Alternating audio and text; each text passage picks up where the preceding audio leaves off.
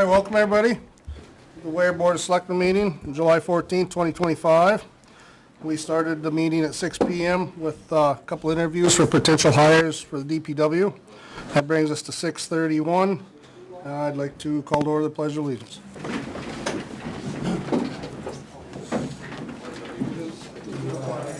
United States of America, and to the republic for which it stands, one nation, under God, indivisible, with liberty and justice for all.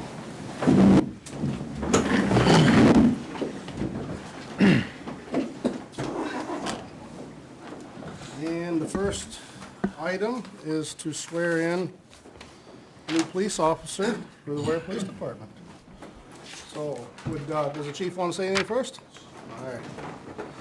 By the way, we interviewed the other night during the week and chose to hire this individual. It was public, just TV wasn't on, so it's in the minutes. And for public record, I have Mr. Christopher J. Davies. He's a 43-year-old married man who resides in Washington, New Hampshire. He graduated from the Hillsborough Deering High School and then served in the U.S. Marine Corps Reserves from 2003 to 2009. Was honorably discharged as a corporal. Mr. Davies completed all requirements to be hired as a police officer in New Hampshire, to include written test, physical fitness test, oral interview, medical screening, psychological testing, polygraph testing, and an extensive background investigation. Based upon his prior military services and his current employment with the Town of Ware Division of Public Works, I recommend he initially be hired at $30.07 an hour and advance to $30.97 an hour after completion of the academy. Recommend hiring with 3 years experience toward annual vacation accrual, which will start at 120 hours. His hire date with the Town of Ware will be used as the anniversary date of employment. Mr. Davies will be presented with his badge by his wife Victoria after being sworn in.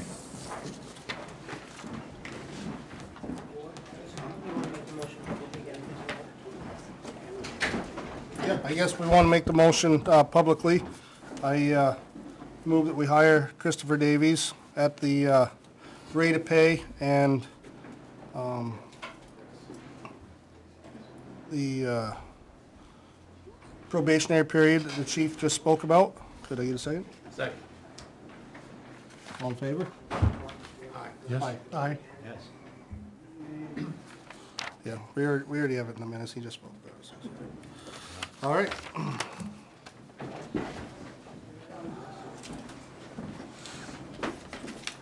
Would you like to stand? Right here is fine. I'll stand right here. Any family members? Come on, Benji, get it together. You want me over here? Yeah, I know. Raise your hand. I state your name. I, Chris Davies, Do solemnly swear and affirm do solemnly swear and affirm that I will faithfully and impartially that I faithfully and impartially discharge and perform discharge and perform all the duties that come around me as what's your position? police officer, All the duties that come around me as police officer. all the duties come around me as a police officer, According to the best of my abilities, according to the best of my abilities, agreeably to the rules and regulations agreeably to the rules and regulations of this Constitution of this Constitution and the laws of the state of New Hampshire, so help me God. and the laws of the state of New Hampshire, so help me God. Welcome, Lord.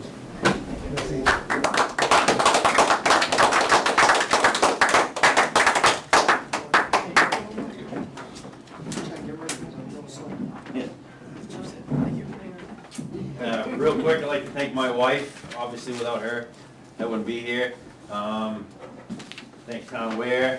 I'd like to thank Sergeant Montplaisir. His guidance and professionalism through this whole process was awesome. And the DPW director, Jason, thank you so much. I worked in major cities and towns, and that was one of the best crews I've ever worked with. No offense, Benji, you were great too, buddy. And I'm excited. Thank you very much. Thank you. Any more pictures you'd like? Yeah, you want to take the... It's cool there, here, let's go. Thank you. Yeah, see you guys later. I don't know what to do. Yeah.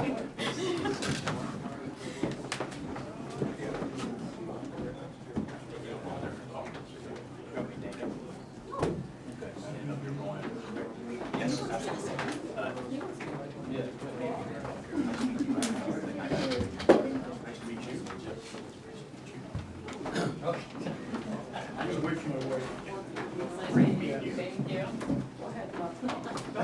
Go, go, go. Nice to meet you, Jim. Thank you. Nice to meet you.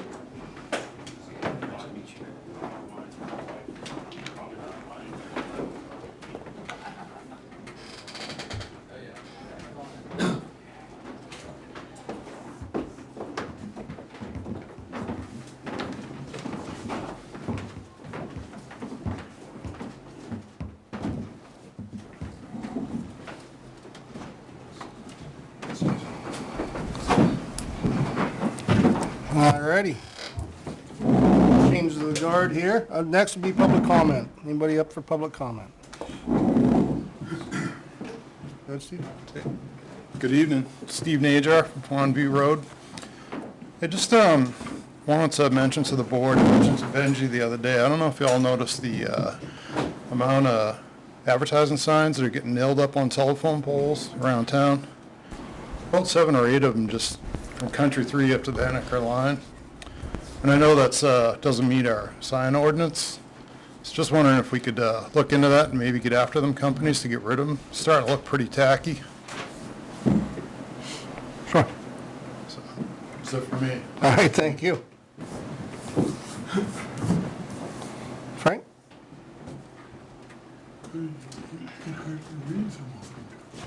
Thank you, Frank Campana. I noticed on the agenda tonight, the fire department, there's going to be an item discussing detail pay, correct? Okay. Back on January 13th, the fire department was in here, again, discussing detail pay. It's the only paper that I had that was distributed to the board at the time. They authorized that. So here we are, almost 6 months later. The agenda item, raising detail, discussing detail pay. I see contract for, we talking about that time? It's ambulance billing, it's not detail pay. Oh, I thought I saw the word detail on the agenda. I don't have on mine, that's the only reason I'm referring to the chief, make sure you Yeah, missed one. Not that we know, Frank. Okay, We're not discussing anything with detail pay tonight. okay, then I can always stand to be corrected, so I appreciate that, and I'm all done. All right, have a good evening.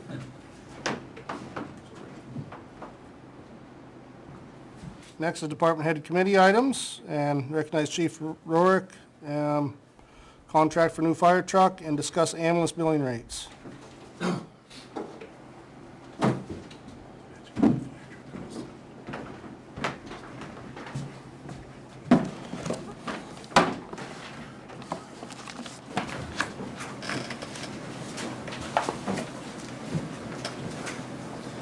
I have a couple of handouts for you guys just to make things, so when I'm talking, makes it a little easier. Thank you. What we're looking at.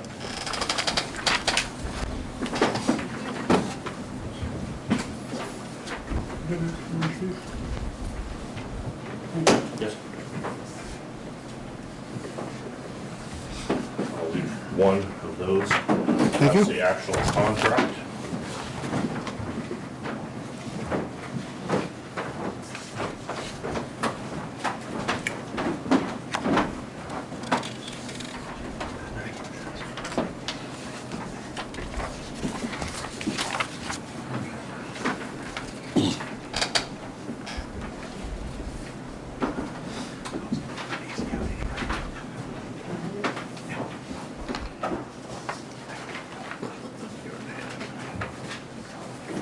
And that's the last one, just shows the prepayment options.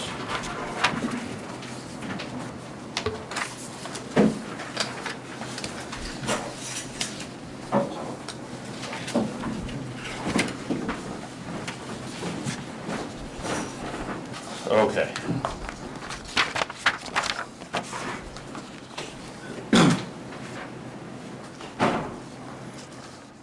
So, as everyone knows, we, during town meeting, we got approved 1.25 million for a replacement on our engine 1, which is now up at Highway Department being used.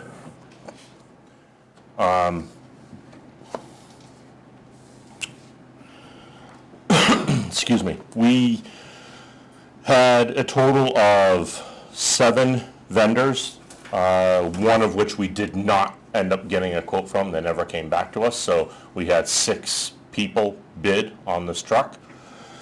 The committee narrowed it down to the Rosenbauer, which would afford us the best deal and the best deal for the town. The price of the truck, if you look at that sheet there, that is it will tell you the price of the truck, $1,126,569. Be built in approximately 575 days. If you look at the other sheet, which has all the deductions on it,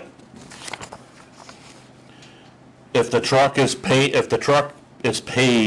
100% within 15 days of signing the contract, the town will save $67,061 on the truck.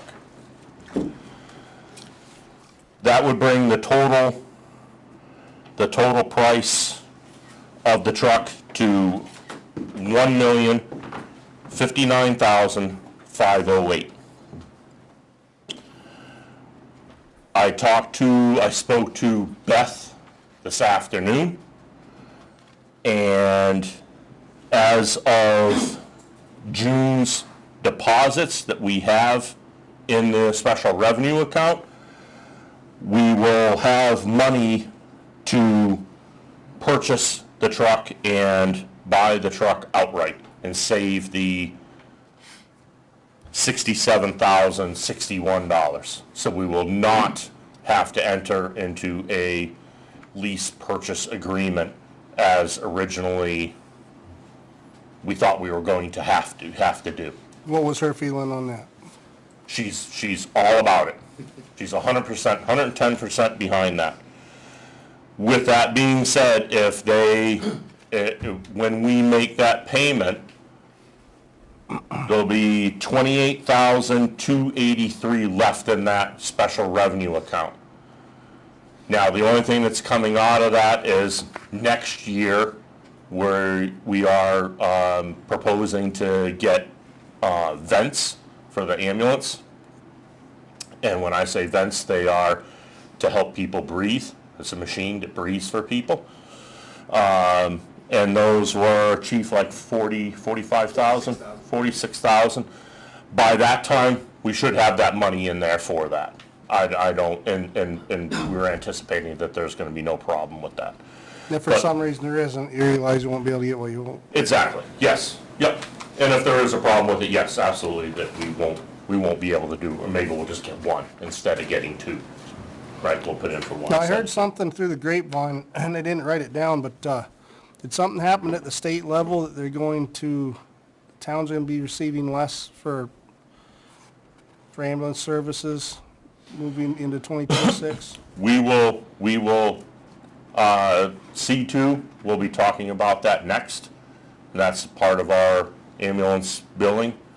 And he will be talking about that next and be able to answer some questions for you on that. It sounded like it'd be a significantly less amount going into these funds that are all the hard. Not going to be less.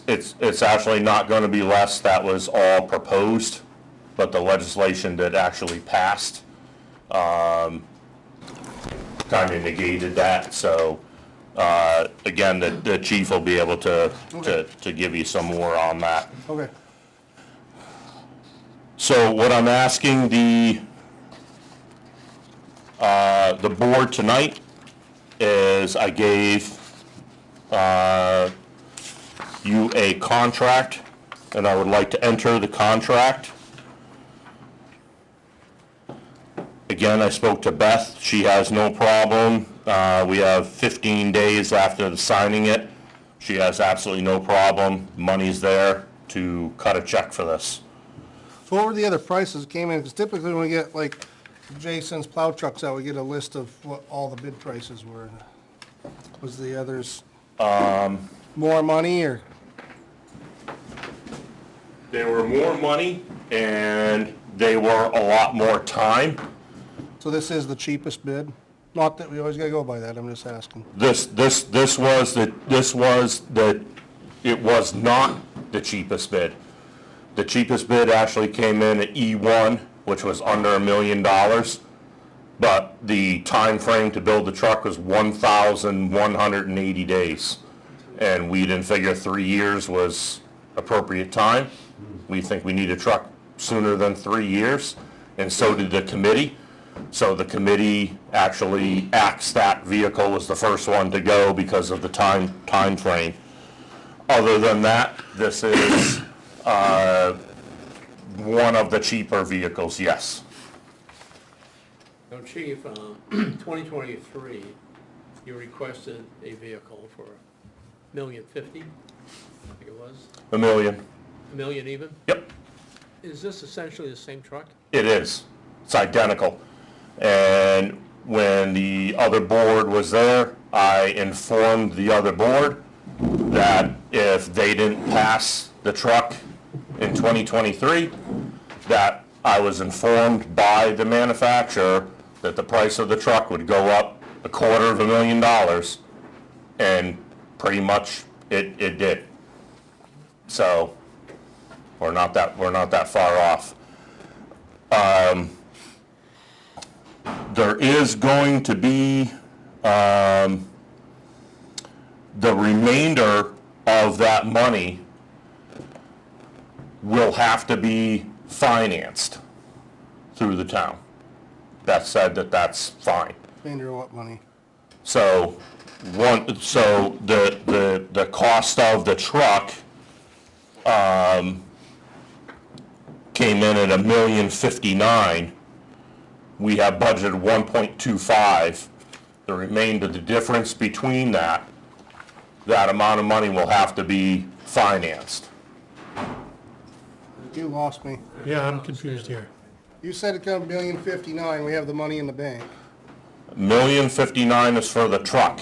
It was That doesn't budgeted for include 1.25 because there's no equipment that we have to put on the truck, so we have to buy equipment. So that ain't the price of the truck.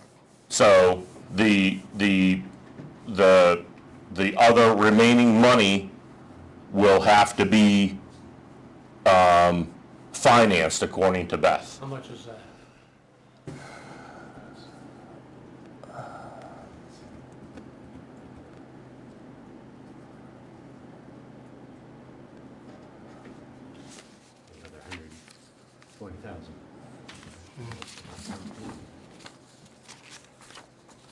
Yeah, roughly that leaves like 190,000. Let me just ask a really dumb question.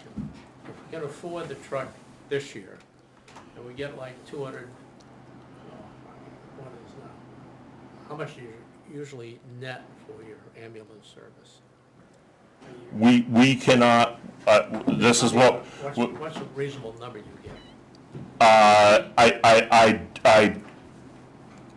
C2, do you have about that? $25,000 to $30,000 a month. Oh, thanks, that's what I'm In saying. that ballpark, I don't have, I mean, that fluctuates. Now in 575 days, you could buy the chattel that goes on the vehicle. Why would you go and buy it all before you need it? Long lead item for that? For the equipment? Yeah, for the stuff that goes on the truck. No, it's not a long lead time. Why would we have to finance it if you've got the balance of the money coming in, which we could pick it up maybe this cycle coming up? Buy it on the Next. cruise, yeah, next year, 2026.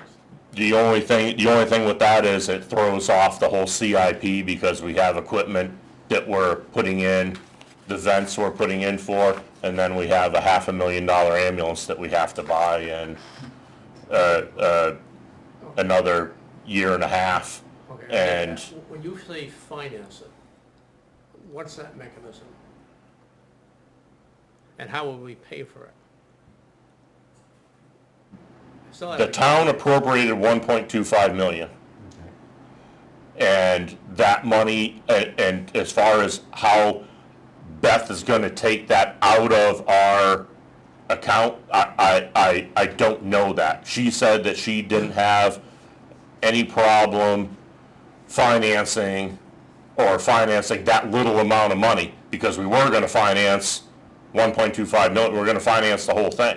And by paying it, we're saving $67,000 by paying it for the truck and for the equipment. So when the article was put forward for 1.25 million, that was a fully equipped engine. That was a fully equipped with all equipment on it. The truck itself, again, that's the $1,059,508. That's the cost of the truck. The remaining money is to buy equipment to put on the truck, I got that. because we don't have any equipment to do that. You're saying 190 is roughly required beyond the purchase of the truck, which you have currently in the, No, that's the difference. Is that what you're saying is the Correct. difference? Yes. It's the difference between the 1.25 And the $1,059,508. 508, Correct. which was, 1,059 will buy the truck outright, Correct, with nothing on it.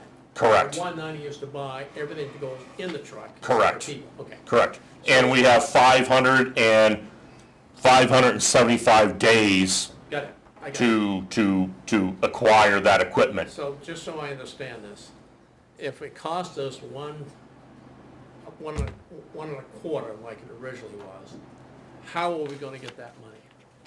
What was the magic to get the 1.25? Plus gear. There's no such thing as borrowing the money, because you have to pay it back. So, what, they're gonna take it out of the accruals in the future? Correct. Well, that's what I was saying earlier.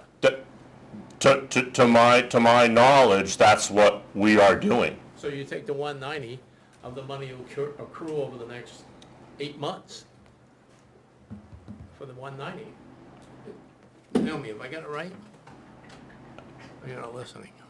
No, I don't know what conversation was had.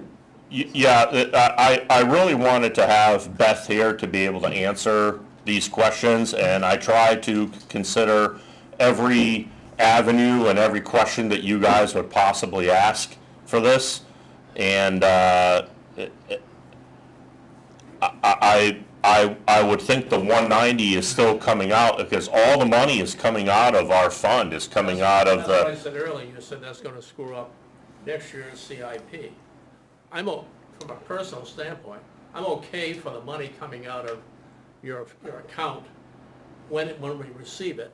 That's why I asked you if it's a lead item issue. No, you can buy right away, so you populate the truck when you have the money in your revolving account or your special revenue fund. Because there's no other way to get the money. no. So how does that screw up your ambulance in the future? It was always being screwed up anyway. It was going to be, for what we projected, the future revenue coming in, we projected that there would be enough money in a year and a half, 2 years when we order that ambulance. Because of the lead time for, Oh, so I get it now. chances The are, article was written, I was trying to find You're it. gonna do like a 5-year or a 3-year? so chances are the ambulance will probably end up being a leased vehicle, similar to the other ambulance that we had, that I think the Kodiak was leased. And that will end up spreading that out over a period of time, because it's gonna be $500,000, and You say you're making 25,000 a month? Yeah, that's. that fluctuates by month, you know, I mean, it all depends on, But, so 20 months before the truck gets here, you'll have $500,000 in 20 months. If you got approved for Right. 1.25 million, and you only got 1.059 available today, then you're just gonna have to wait to get to the rest of the money. correct, which we have 575 days, Yeah, so I don't see what the issue. I don't either. so. I don't know why we'd finance it, I guess is where I was lost. Well, I Well, guess, maybe I used the wrong words, I don't, again, We wouldn't go get a loan for that equipment, we just wait till the money was in the bank for it. right, because it's all coming out of the special, it was always coming out of the special revenue All fund. right, I think that's where you lost us when you said finance. 'cause Sorry. Yeah. Maybe I misspoke on that, but yes, it's coming out. It's not coming out of tax money or else like that. It's coming out of that special revenue account. So it doesn't sound like any more authority to spend the future money up to 1.25. Correct. So I think it's a done deal, isn't it? I do, and I'm always in favor of getting a better deal. If we're gonna get the truck and pay for it up front and save 67,000, and, I mean, why wouldn't you do that? Only I'm disappointed in, I guess, is, been nice to see all the bids, you know, not that we wouldn't take the recommendation from the experts in the room, because, I think I sent you guys out an email, if I'm not mistaken, that had all the bids on it that we had, or the 3 or 4 top bids. I believe I sent you guys an email to the board that had that, and the manufacturers of where they were from, where they were coming out of. this was second lowest, and it's half the time frame for a little bit of money, then yeah, I would agree the same thing, but if it was number 5 out of 7, then might be something we'd all like to look at. I guess that's the only thing I don't know, right? Hang on 1 second, and I could probably They also took the time and put together a subcommittee of the fire department, so it wasn't. bring up, because I remember I took a picture of the Yeah. board. Oh, you got a picture of the board? Okay, that's what I was trying Yeah. to see. Yeah. Just typically when we send bids out, we get to see them all, that's all. So,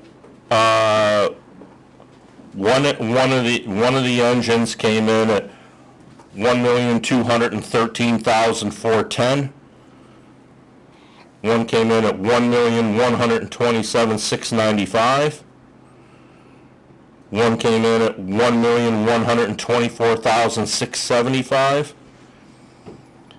E1, the cheapest one that I told you guys about, that came in at $1,075,000. The other engine came in at $1,110,000. And this engine came in at $1,126,569.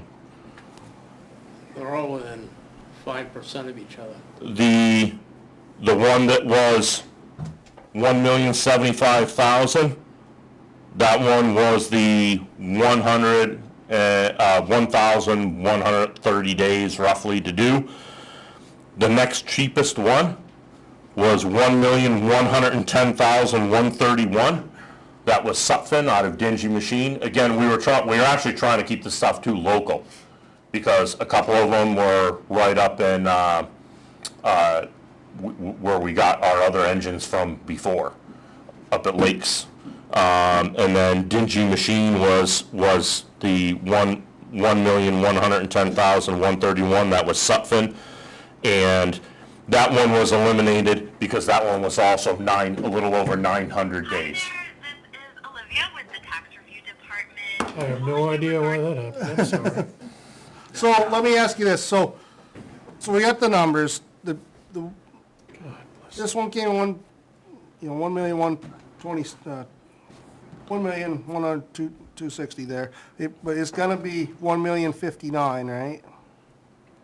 The truck came in at $1,126,569. If we pay for it up And front, if you pay for it up front and then take the $67,061, it comes out to $1,059,508. so that's the cheapest, did the other ones give this type of, The other ones did give some of a discount, but not as much as Rosenbauer. It was about half the price of that. Most of them came in at $30,000, or a little in the so middle to of get it. that all down, this is real close to being within a few dollars of being the cheapest. Correct. All of them, actually, when you're talking over $1 million a piece of equipment, they're all really pretty close. Well, I imagine that's probably the going rate, because It- another town I heard same thing, 1,250,000. I could tell you, I just talked to some of the guys over the weekend, and the one company that we requested a quote for that did not come back was Pierce.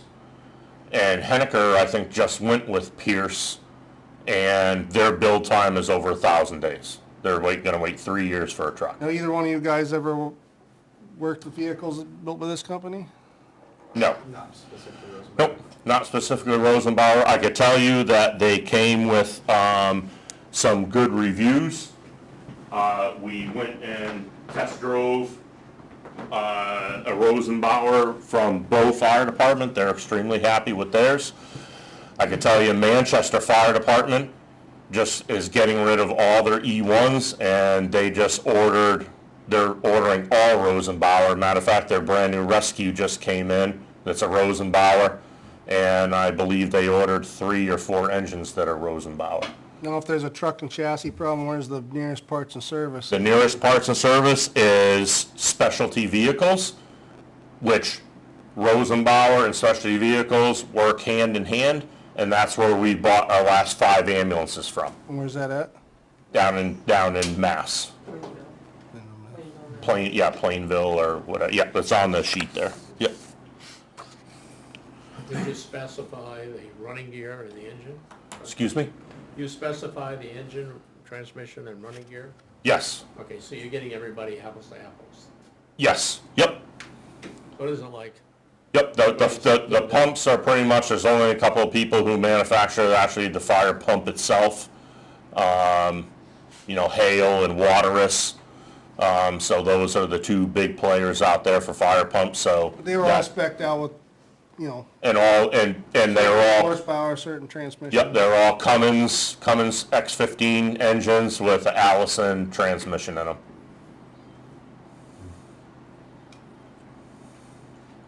I guess that's all my questions. In the future, I mean, I believe you, and it sounds good. I would check, Another $1 million truck. I would check your email. Yeah, I'm sure, I remember seeing something a while back. Because I did send out. It's just what nice on the night of the bid, but I did remember you sending something out, so, yes.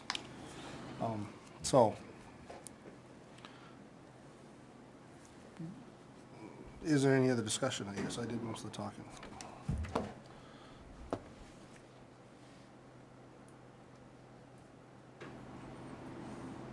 When did they say they could start?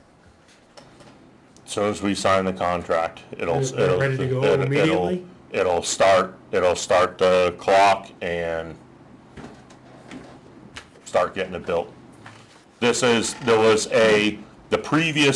Some of the members of the previous board, requested that we get quotes outside of the Rev Group.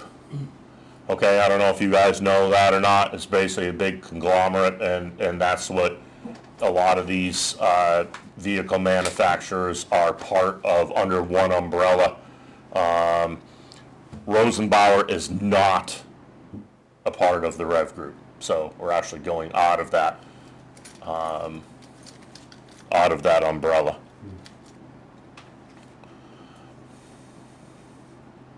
All right, so I guess, if we go to make a motion here, I jotted down, round numbers because we were in different discussion, but the initial price is $1,126,569 $569. minus $67,061 From the total. from the total of paid in full, which comes to what again? So I don't have to get my calculator out? $1,059,508. Yep. 59,000. 59,000. 508.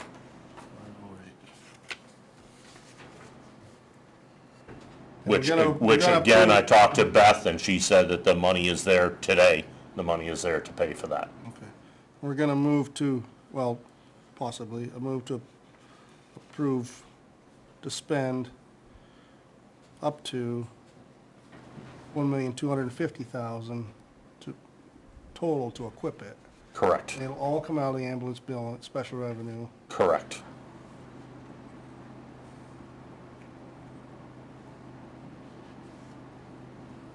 Does that sound good to everybody? Am I missing anything? Do you want to approve the 100, or the 1.25 million, right now, or just for the truck and the signing of that? You did that. I guess that's my question. We already, I guess the voters already approved up to the one, but. yeah.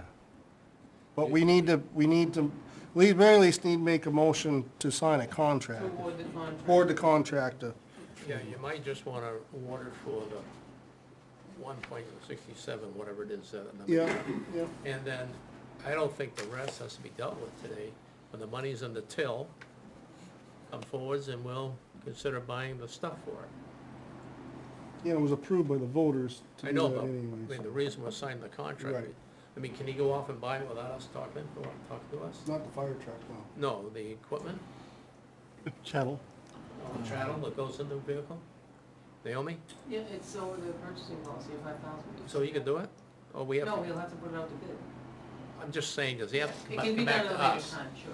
He has to come back to He has us? to come back, yes, that's what she said. And we could have, you know, we could have included, it would have been easier for me to include all this equipment on the truck when it was bought. Yeah, But we're paying for equipment that we can get at a better price. So we're gonna save like a crap ton of money by getting it ourselves and getting that instead of having the company buy it and then charge us to put it on the truck and so. So we don't have to buy it from Rosenbauer, you can go out to bid for that and get The it from. equipment. No, for the equipment, yeah, all the equipment that goes on the truck will be, we will source that out ourselves and get bids for that stuff, and that's not a problem. Are you starting from scratch with the equipment? Pretty much, Brand new everything? because this, Nothing can be saved from the other rig? the other engine that we took out of service, the only thing that was viable on that truck was, 1,600 feet of 4-inch hose that was brand new. Which 200 feet of that got chewed up by mice in the southwhere, or up at east. But the equipment that came off that truck was, I mean, we were pulling Navy nozzles off that stuff. I mean, you know, the stuff was really old. So there's really nothing that we can transfer from that truck over to the new truck. So yes, we have to buy, everything pretty much has to be brand new when it goes on the truck. Hence that money that we said we were gonna have the 1.25 to equip the truck. so I guess tonight we'll discuss about awarding this contract for the truck, and just later you have to come back, talk to us about the equipment, just can't go over $190,492. Correct, Yep. yes, yep, because that would be the total 1.25. Right, can't go over that, Can't go over that. so. Restate your motion. I hadn't made one yet, I didn't know if anybody had anything else to put in on it, I guess. Everybody else good? I think you just make it for the net of the truck. Yes. I guess with that said, I make a motion that we award the bid for the new fire engine to Rosenbauer for the initial price of $1,126,569. However, I move that we pay 100% of it upfront within the first 15 days out of the ambulance billing special revenue fund, which will save the town $67,061, which brings the total to Rosenbauer for the engine for $1,059,508. To be taken out of the special revenue fund. Yep, that's what I said, to be taken out of the ambulance billing special revenue fund. Yep. I'll second that. That sounds good. Is there any other discussions? That sound good to everybody? You want to authorize Betty to sign it, or you want to authorize him to sign it? Doesn't matter, me to sign No, it. just Probably making your neither you, motion. I Just guess. making your motion, Yeah, that's all I'm authorize the chief to sign it. Yeah, Authorize who? I don't care. No, I'm just, Who usually signs it? I just said put it in your motion, that's all. Yeah, I move that the chief can sign that contract.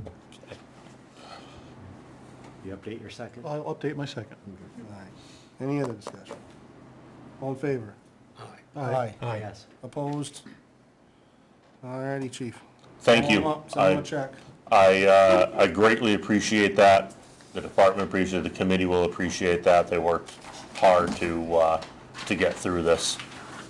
So, And I've heard talk with other towns doing the exact same thing, and it seems like the 1,250,000 is a number, so I do feel that yeah, it's the, a deal, if you wanna call it that, at this, because it's pretty much the going it's price. the going rate, yeah. Yep, the going rate. So you Okay. need this back then? Nope, well, why don't you guys, if you want to keep that, because I have a copy of that, I will talk to Beth tomorrow, and I'll sign this tomorrow with her, and then she can do whatever she needs to do as far as getting them paid and getting this out to them and stuff like that. So we should be able to get that done. Alrighty. Thanks, Chief. Thank you. Well, then one of you is gonna discuss ambulance billing rates. Yeah, now we spend, How we spend. get it back? bad order to go in. Do you need? Yeah, if you have the. Yes, I will pass them out. What's that? This is just all the truck stuff. You got it right here. Do you not have that other folder?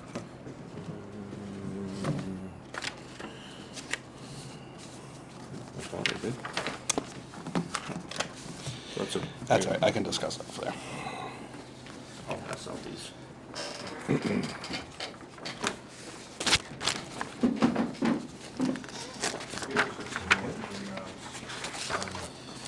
Oh, my lord.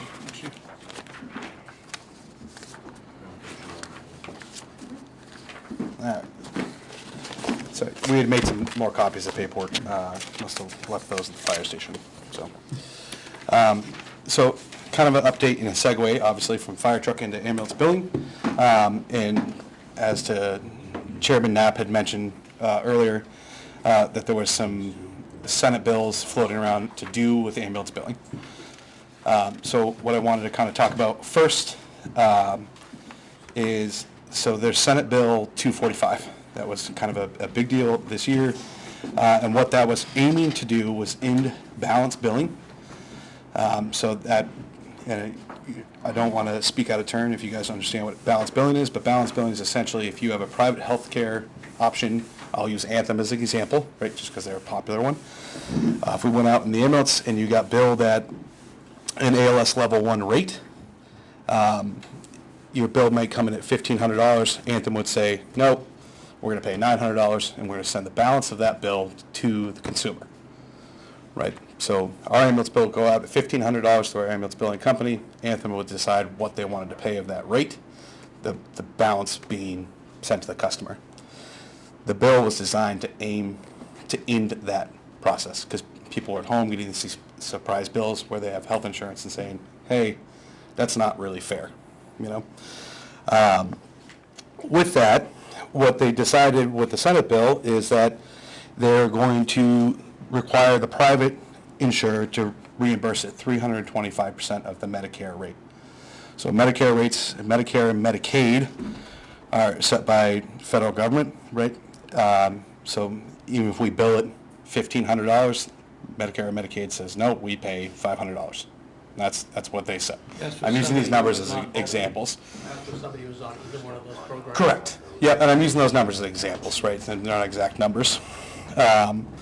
So what this bill also requires the private insurance to do is reimburse at 325% of the Medicare rate. So potentially it could be out $100. What's that? Well, 900 out of 1,500 is 600. If your private insurer is supposed to do 500, it looks like the guy who took the ride is up for a $100 bill. No. So I don't know if I'm explaining this correctly, right? So balance billing currently is a practice, right? So that, if you get a bill for $1,500, Anthem, or I use Anthem as an example, private insurers say, I'm going to pay $900, they send the rest of that to the consumer currently. Consumer meaning their insurance company? No, they send it to you direct. So if you take the ambulance Patient. and you have a $1,500 bill from that, and Anthem decides they want to pay $900 of that bill. How they decide that, I'm not quite sure. Right? They have a rate that they have in mind. 600 you gotta pick up. Correct. The consumer picks up. So the point of this bill was to end that happening because people were getting a lot of surprise ambulance bills at home.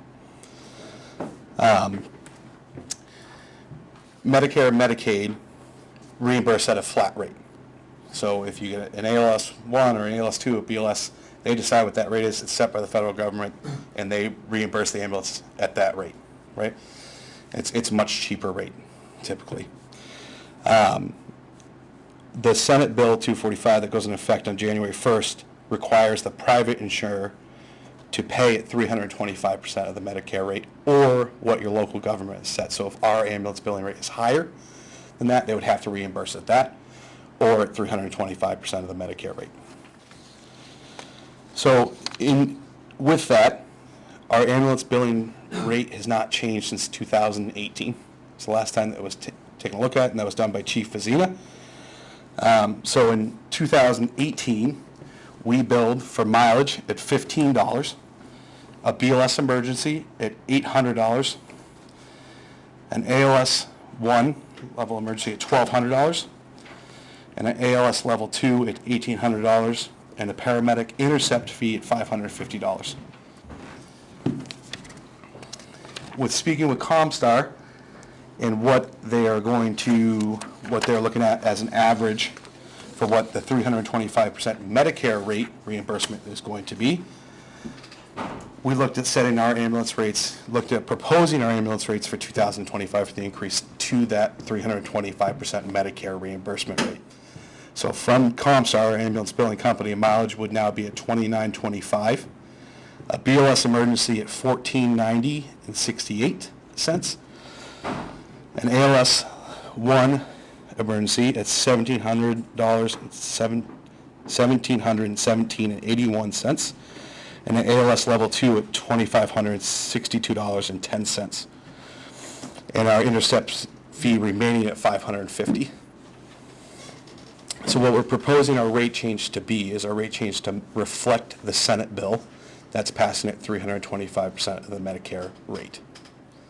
So we're proposing to move our rates in line with that Senate bill. So do you have any idea what this is gonna do to your? Yeah, so as the private consumer, what they're going to look at for their insurance impact. So Medicare and Medicaid should not see any change in their ambulance rates or billing or anything so it doesn't affect anybody on those. As the private payer, as a private insurance carrier, they're expecting to see an increase in rates about $1.38 per customer per month. Do you have any idea what that's gonna do to your receivables? I don't have a large idea of what that's going to see. I mean, looking at our increases, right? So I do have I have more than one copy. I had made quite a few copies of this stuff earlier. I apologize, it's not here. And I know this is world's smallest, and I apologize, but it's the only way to get this to fit. Fit on one page? Yeah. And I didn't want to They try do to make break bigger this up. paper, you know that? What's that? They do make bigger paper. I'm a little technically challenged sometimes. No comment. Is that this? Yeah. So Chief, what you're saying, if these all come to fruition, putting more Can we get on one the, more? citizen? It's not putting more on the citizen. What this is doing is putting more on the insurance company that's going to be paying more to other providers. See, that's what my question was, I guess, when it was explained or I heard backwards, it was just the opposite. I was gonna put more on the patient. It So seems the like likelihood of getting your money from them, obviously, because what are you gonna do? No, so it doesn't put, right now, the active balance billing puts more on the patient. So with the Senate bill that's coming through, it's taking, balance billing is now going to be prohibited. They're not going to be able to do that anymore. So Anthem, it's requiring, not Anthem, I apologize, I use Anthem as an example. It's requiring the private insurer to pay at 325% of the Medicare rate. Currently, they're not required to do so. I mean, that's the most they can bill. I'm confused with that because Sure. that was the $500. And I was using that as an example, right? So it's not $500? No. No, Medicare and Medicaid set their rates on what they decide they're going to pay. It was So, 500, now you pay 3 times, so it'd be, correct. And so what COM started, our ambulance billing company, and when we sat down and had a meeting with them, the proposed rates that we're putting forth for mileage, our BLS emergency, our ALS emergency, ALS level 2, these are at 325% of the Medicare rate. Thank you. That's clear. Does that make more sense? I'm Yeah. sorry. This is a very muddy subject, and I try not to be. So, let me ask this. I got one of those, thank you. Yep. This is assuming everybody has insurance. Correct. What about the person that doesn't have insurance? The self-payer? Yep. Yeah. Yep, so it'll definitely affect the self-payer without insurance. Yes, they'll see a large increase. Full rate? Correct. What if they don't pay it? If they don't pay it, so there's a step process for that. So they get 3 notices from our ambulance billing company, right? From there, we decide if we send them to what's called FFR, which is a collections company. What do you mean decide? Why doesn't it just be automatic? So sometimes people have hardships. So people are allowed to apply for a hardship. So they're allowed to contact Comstar or through the town and apply for a hardship. People that have passed away, we don't bill for ambulance services when somebody's passed away. I get it. Yep. So we have to look at the list sometimes and say, okay, has this person passed away, or has this person applied for a hardship?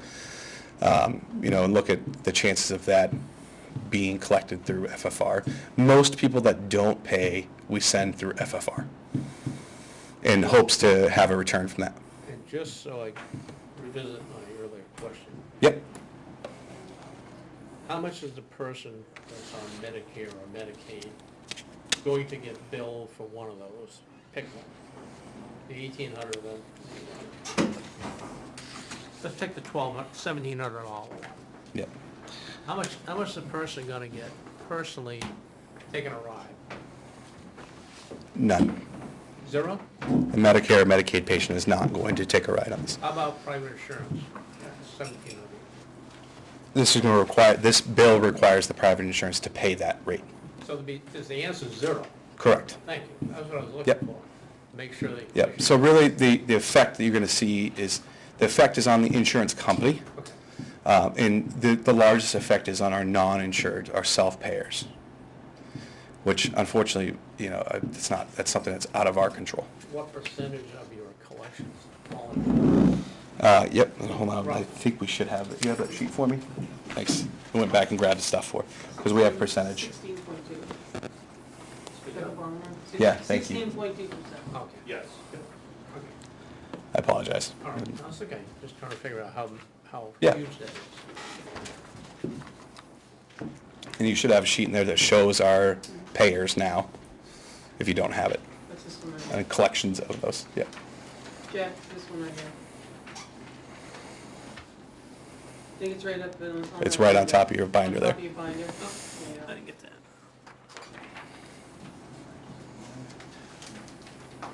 So in the 18 months since this data was collected, how many more transports are we doing? So average billable runs for us a year are around 400 or 500 billable runs. How many? Average billable runs for us around 400 or 500 EMS runs per year. So- Regardless of what you do, Veggie, you're gonna have to have a public hearing. You're not asked to change it tonight, you have to have a public hearing. right. Yeah, we're going to have a public hearing. I'm just trying to give you guys some information on the forefront and make sure that we answer the appropriate questions. From the sheet. Yep. Your total charges column Yep. is now gonna be pretty much equal to your total allowable. Right, because they're, Okay? Yeah? right, because now the insurance company isn't allowed to Correct. pay less They're not going to be allowed to pay less. than your total charge. No. Because your total charge is what the insurance company will pay. It's not gonna, they're not gonna pay 60%. And then, Correct. It's forcing the private insured to pay the full ambulance bill. Yeah. So this Senate bill, did it pass or? Correct, it did. Yep, so it's, the last step is it's All being signed by towns. Governor Ayotte. All towns gonna have to charge the same amount? Negative. Okay. Nope. explain that. So every town does a different, does something different with their ambulance billing, right? We use ours in our special revenue fund. Some towns use their ambulance billing to support their ambulance service. This bill was largely looked at for the private ambulance service that supports their entire operations based off of their income, what they use, what they take in off billing. And so what the state saw, and a large issue was with a lot of the private ambulance companies, is they were folding due to private insurers not paying what the bill was, right? And Medicare and Medicaid, we cannot change, right? That's something that's set by the federal government. We can't change that policy, right? So the goal for this was to keep the smaller ambulance companies open, the private ambulance companies that serve towns, right, and keep them financially stable. Also, the second goal of this was to end that surprise billing for the patient that thought they had this ambulance coverage and realizing that, yes, you have health insurance, but you're still getting a balanced bill. How did you come up with the $1,700 for ALS 1? Yep, so it came up through Comstar. That's 325% of the Medicare rate. So that's exactly what the bill is reflecting for rates. So will the town charge more? They're not gonna pass it on to the consumer, They're going to pass it on to the insurance company and they're gonna pay? as required by the state, as the bill 245. Yeah, so the bill reads, and I broke it down a little bit, the bill reads either 325% of the Medicare rate or higher of local government. So if you're at local government, if our ambulance billing rates were higher than 325%, which they're not as a current, we would still be getting reimbursed at that. So basically what we're doing is just taking the language of the bill and reflecting our ambulance billing rates to reflect that bill.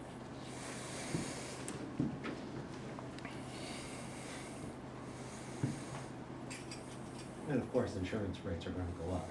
Correct. Yeah, and I do see that, and that's one of the things They're gonna go where the windows they, is not. Exactly. correct. So all we're doing is changing our language to reflect, not our language, we're changing our billing rates to reflect What the law allows you to what the collect. bill is allowing us to collect. Right. The concern with the bill is, so over the next 2 years, they're gonna do another study. So they've done a ground ambulance transport study over the past couple years. And that was part of this process. This started 3 or 4 years ago.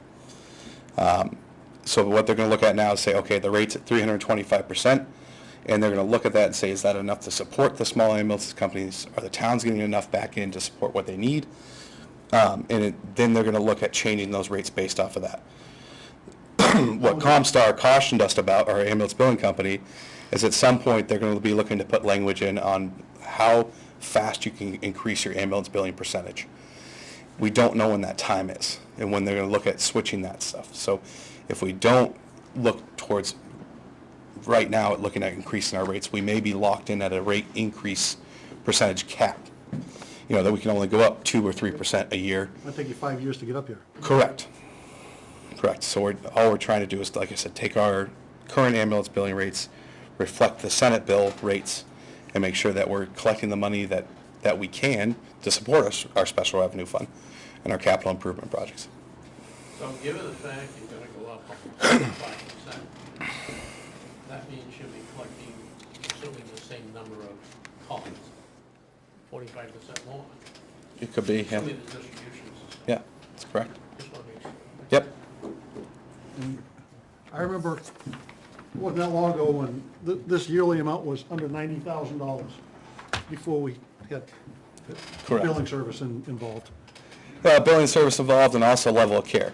Right. Right, so you gotta look at and one of the things, the sheets that I gave you was an explanation of what levels of care and what we bill at. And we've seen a larger push towards an ALS service.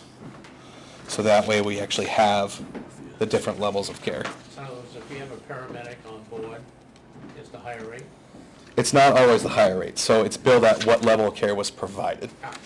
So, and that's based off of treatments, and so just as an example, so an ALS level 1, So the definition is emergency involves an emergency response where the patient requires at least one advanced life support intervention administered by a paramedic or advanced EMT.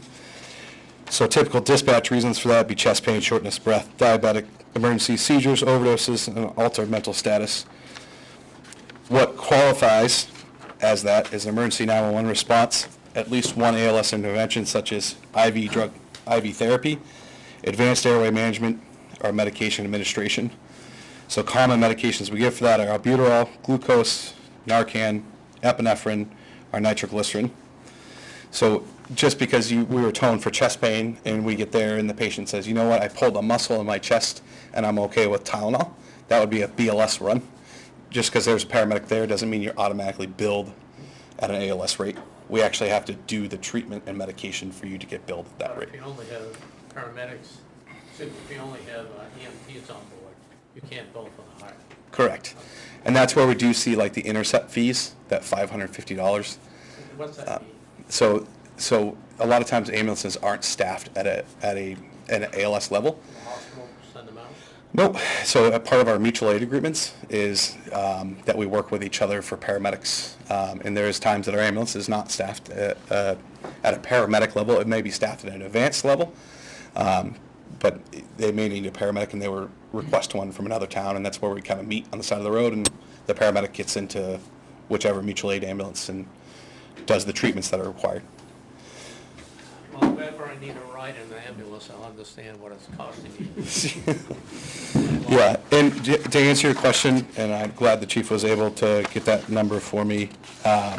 So the 2025 Medicare fee schedule, what's allowed by Medicare, is BLS emergency base rate is $458.67. ALS 1 is $544.67. And ALS 2 is $788.34, and mileage is reimbursed at 9. And to give you guys some ideas of Comstar, so their top 50 highest billing rate customers, BLS emergency base rate, this is current, this is not what the Medicare changes that are coming through, or the Senate bill, $1,769. ALS 1 is $2,583, and ALS 2 is at $3,684. And that's current, that's without the language change. So, and in one of the sheets that you got, you'll see a lot of X's next to the numbers and the proposed changes. That's Hillsborough County. They won't tell us which towns are which, and I can understand why. But it gives us an idea of the area of where we fall into.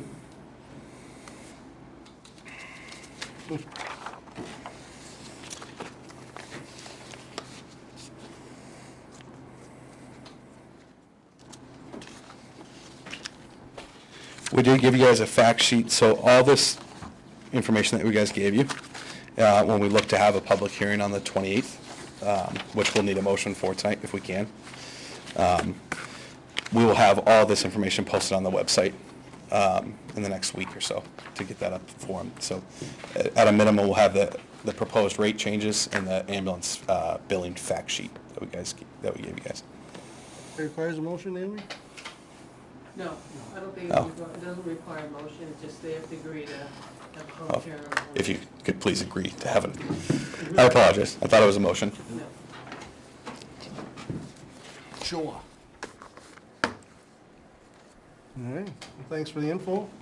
I know it's a lot to take in. If you guys, Well, kind of set me straight, because I heard something different, and I was worried I was gonna ask you Yeah, that. so actually what we're looking at is an increase, baseline, we're looking at an increase. We're looking to reflect our language to match that increase and to make sure that we don't end up trying to play catch up 2 or 3 years down the road from now and not be able to catch up because of a cap being set. Yep, makes sense. Thank you, Chief. I appreciate your time. Sorry, I know that stuff is clear as mud. But please, if you have any questions, let me know. All right, thank you. Thank you. Thank you. Next, I'd like to recognize Director Fisk. First, gonna forward glass crushing, and then we're gonna have a joint discussion with conservation about that pond. But we'll start out with awarding the glass crushing bid for the transfer station. Complicated, last question.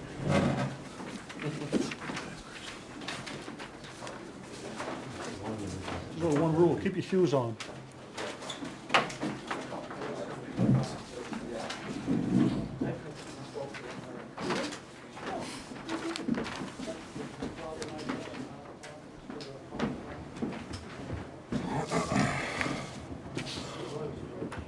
All right, so I guess I'll give you guys a little backstory. Just obviously you're seeing one bidder there.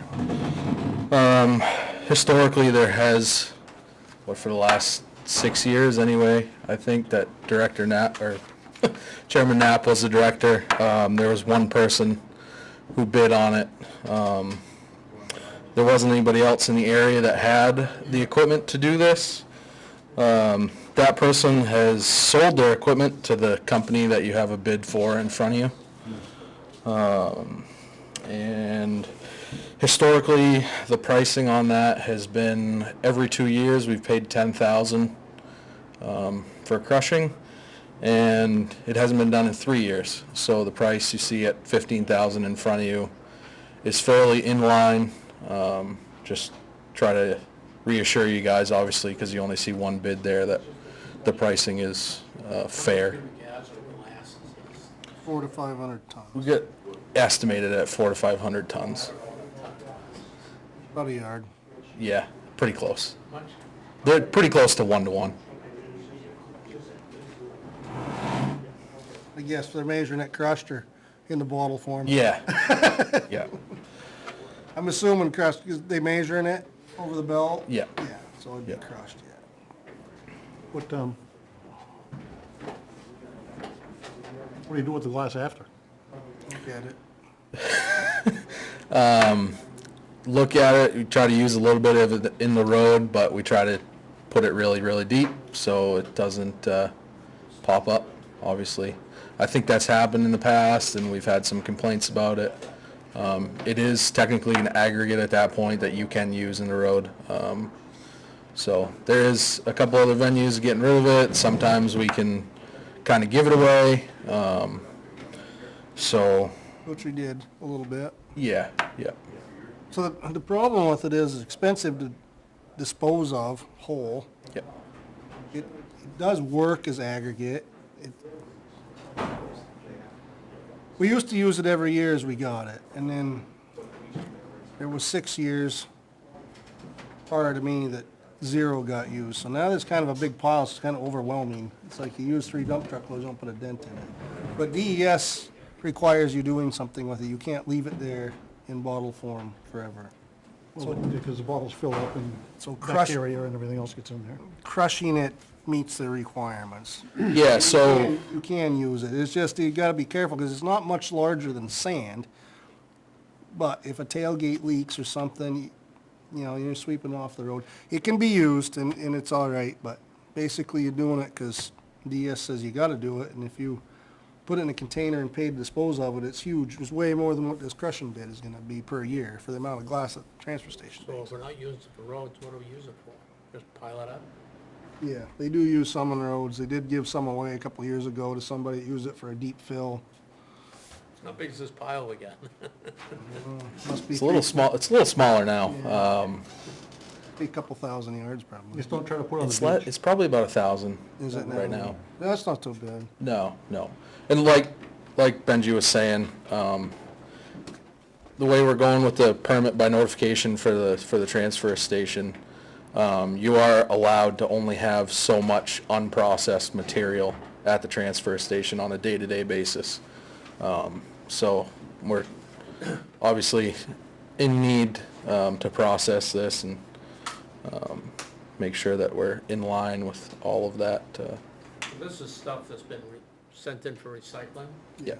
and if we didn't ask people to recycle, it go into the dumpster, I mean, it'll end up going to the incinerator, right? Yep, Probably cheaper doing it this way? it is. It is, and they're getting grumpy about having a bunch of glass, because it melts in the bottom of their burner, and they can't get rid of it, so they don't particularly like a lot of it themselves. That's why you can't throw TVs away, really. Yep. And the idea of recycling it and turning it into something new doesn't really pan out so well. No, it's okay, you just gotta pick the right project. Yeah, like I said, we try to use it pretty deep. You got a make deep sure it doesn't culvert come that's up. got 5 feet of fill over, it's great. No, I mean turning the glass into a new bottle or something. Right, well, so recycling like that, I don't know about now, maybe you do, and I was, in your shoes, I looked into it a little. They want clear glass. Well, I don't know how many clear beer bottles you've seen, but ain't many, so. Yep. And they don't like it all busted up either, so to try to keep a whole clear bottle, you got like 1% of your, yeah, so it just doesn't, nobody likes, they don't recycle green and brown to turn into nothing else, that's Yep. what all your bottles are. Yeah, there, Philosophy tried it, they tried recycling, it's just like, there's a lot of work for a little bit of, I looked into a couple other places, and it was very clear that it needed to be very clean. No caps, no stray pieces of metal, no anything. And right now, that's just not feasible up at the transfer station. Sounds pretty labor intensive to get it to their standard. Yep. We can't do that. Yeah, and I would really hate to truck a load down to Massachusetts and have to pay to bring it back, and we're out of money for you the have to take it recycling. somehow. Right now it goes Yeah, thrown over the wall, so it breaks into a million little pieces. exactly. Right. It's almost crushed by the time you crush it. Yeah.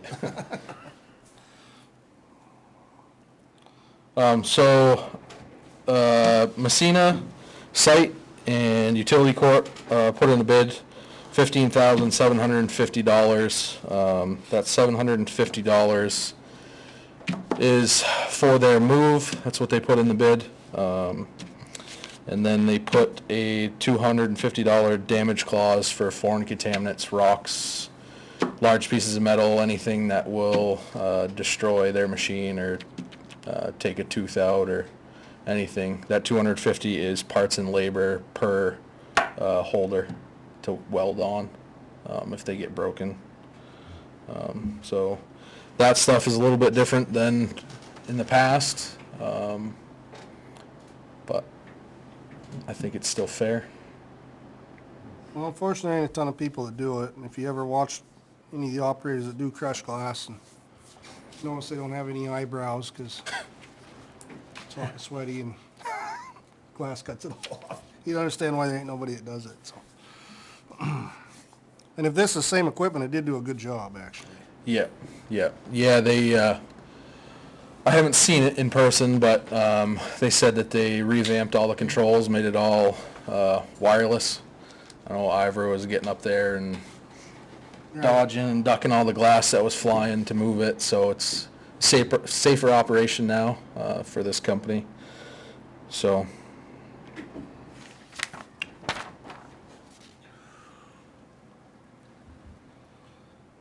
Well, anybody else got anything to put in?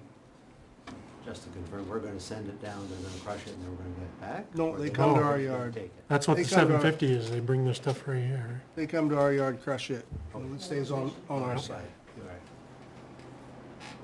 Do we need, using that loader, or they bring a loader too? No, they're using all their own equipment.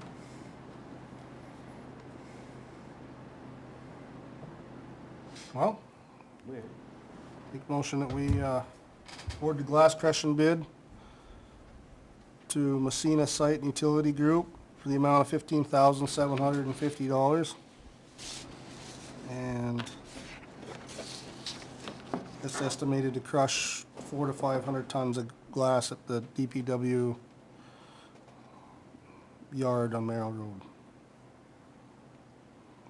That cover it? Second that. Any other comments or questions? All in favor? Yes. Yes. Anybody opposed? Alrighty, good enough. Next, just gonna have a quick discussion, hopefully quick, about Duck Pond. And we got a member from Conservation here and like Jason to hang around, and what this refers to is, anybody has ever went to the bank, they might notice periodically that we have water running down the side of Duck Pond Road or over the entrance or what have you. This has been a battle for DPW for a few years. Little bit of background is, it's always been kind of a problem. Probably 10 years ago, previous DPW director Tim Redmond actually, he had contacted the state DOT and they were taking care of pulling the beaver dam. What happens is there used to be a piece of culvert that went out into Duck Pond and had a leveler, so you got a certain height, you'd run through so the pond stayed a certain level. Of course, beavers plug anything you put in. But he convinced DOT to take care of it, so they went and took care of it for a number of years. And then, when I took the position over as DPW director, a resident had complained that DOT was letting too much water out. Came to the meeting here. Talked to this board at that time and talked him into making me call DOT and tell him to stop. I protested with both feet, but I lost, so I called DOT and told them that it was the wishes that they stopped, and so they washed their hands of it. Since then, it's been DPW's problem to go deal with this all the time. I know that Jason was in the process of getting, and we've had DES called on us, said that we couldn't drain the pond the way we were doing it. I did meet with members of DES out there. They said as long as we weren't disturbing dirt, what we were doing was fine. We weren't any legal violations, so that box was checked. So what were you doing? We'd get high, we'd take the backhoe and pull the beaver material out, let water out. Because what would happen was they'd build it up, and then you'd get a monsoon rain like they're calling about tonight. The whole dam would blow out at once, and it'd overtake the culvert at the duck. Is it going on to the bank. 114 with the state? Yeah. So it has been the headache of the DPW. And Jason, who is a licensed trapper and has become fairly knowledgeable in managing beavers, was going to put some sort of new leveler out, which he might speak to. And since there was a organization that has come to conservation that Steve Najar here could speak about, that is offering to pay for all that material, install all that material, and manage it to a point. If it ever came to a point where a machine might be needed or something, perhaps the town would be called on. But I guess that leads us up to tonight's discussion with those two gentlemen, and I don't know who would want to get up first and speak to it, so. Steve stood up first, all right, Jay? Yeah, sure. Benji was pretty close there, so, so now I'm Steve Najar, Vice Chair of the Conservation Commission. I didn't say that? No, I'm saying, no, part of it you kind of missed. So the Conscom was looking to use the conservation account to actually cover the cost. So the agency, so there's a federal agency, USDA Wildlife Services. They have a state office out of Concord, and they have biologists. That agency strictly deals with wildlife damage, anywhere. So agricultural, if towns having a problem, anything. So I've on my day job, I interact with them, and they've done some work. And I asked them on their way back to Concord to take a look at that and come up with an estimate how much it'll cost to tackle it. And Nick Consia is the biologist who stopped by and looked at it, and he said right around $2,500. So in the Conscom, the town manages about half that pond that we end up, as part of open space for duck pond development. So it seemed like justifiable expense out of conservation, because when we change pond levels rapidly, especially in the early spring when it's really still cold out, that's really bad for turtles and amphibians. So, ideally if we can just manage it, and then I was thinking, big picture, that also saves Jason and his crew from wasting time over there, and they can do other stuff elsewhere. So the idea was to put a ceiling of $3,000, this year for this one event. And what the town would do is we would sign an agreement with USDA Wildlife Services to transfer the money, for whatever they actually end up using. Nick was confident it was going to come in somewhere around $2,500 when I talked to him. So, chatting with Benji, just trying to figure out the whole town purchasing policy. I mean, in this case, it's a federal agency. It's an agreement. It's that's their thing. That's their sole purpose. And just wanted to, get in front of the Board of Selectmen to see if that sounds like a reasonable approach. What does this thing look like? I don't know if Naomi can Google one. So basically what you do is you take a culvert, It goes back into it? yeah, black culvert, what they've been doing is building cages around the part of the culvert that they're gonna sink, and then you're getting your water height from the outflow side of the culvert, wherever you set that, and the beavers can pack all around that culvert, and that's fine, because you've got, you've got a distance where you're going out in the water to actually sink that cage. Which Yeah. was there originally Yeah. long time ago. They figured it out and built all around the cage. So. Yeah, I mean, you could get a real, they could pack that over, 10, 15 years, and sure, that requires maintenance, and I think that's what Benji was alluding to. If we bite off on this, but we still need a backhoe at some point, just coordinate with Jason and his crew to get out there and, meet the USDA guys. Put this physically, What's that? where you're physically gonna put this? It has to go right on the outflow. Where is, by the culvert, across of 114? No, it's right where they've got a little, if you drove up 114 after the intersection that goes over to the bank there, and you looked off to your right, you can tell where, there's a gap in the woods there. I think that's the main spot there, right It's gonna there. go right there? Yeah. Whose property's gonna go on?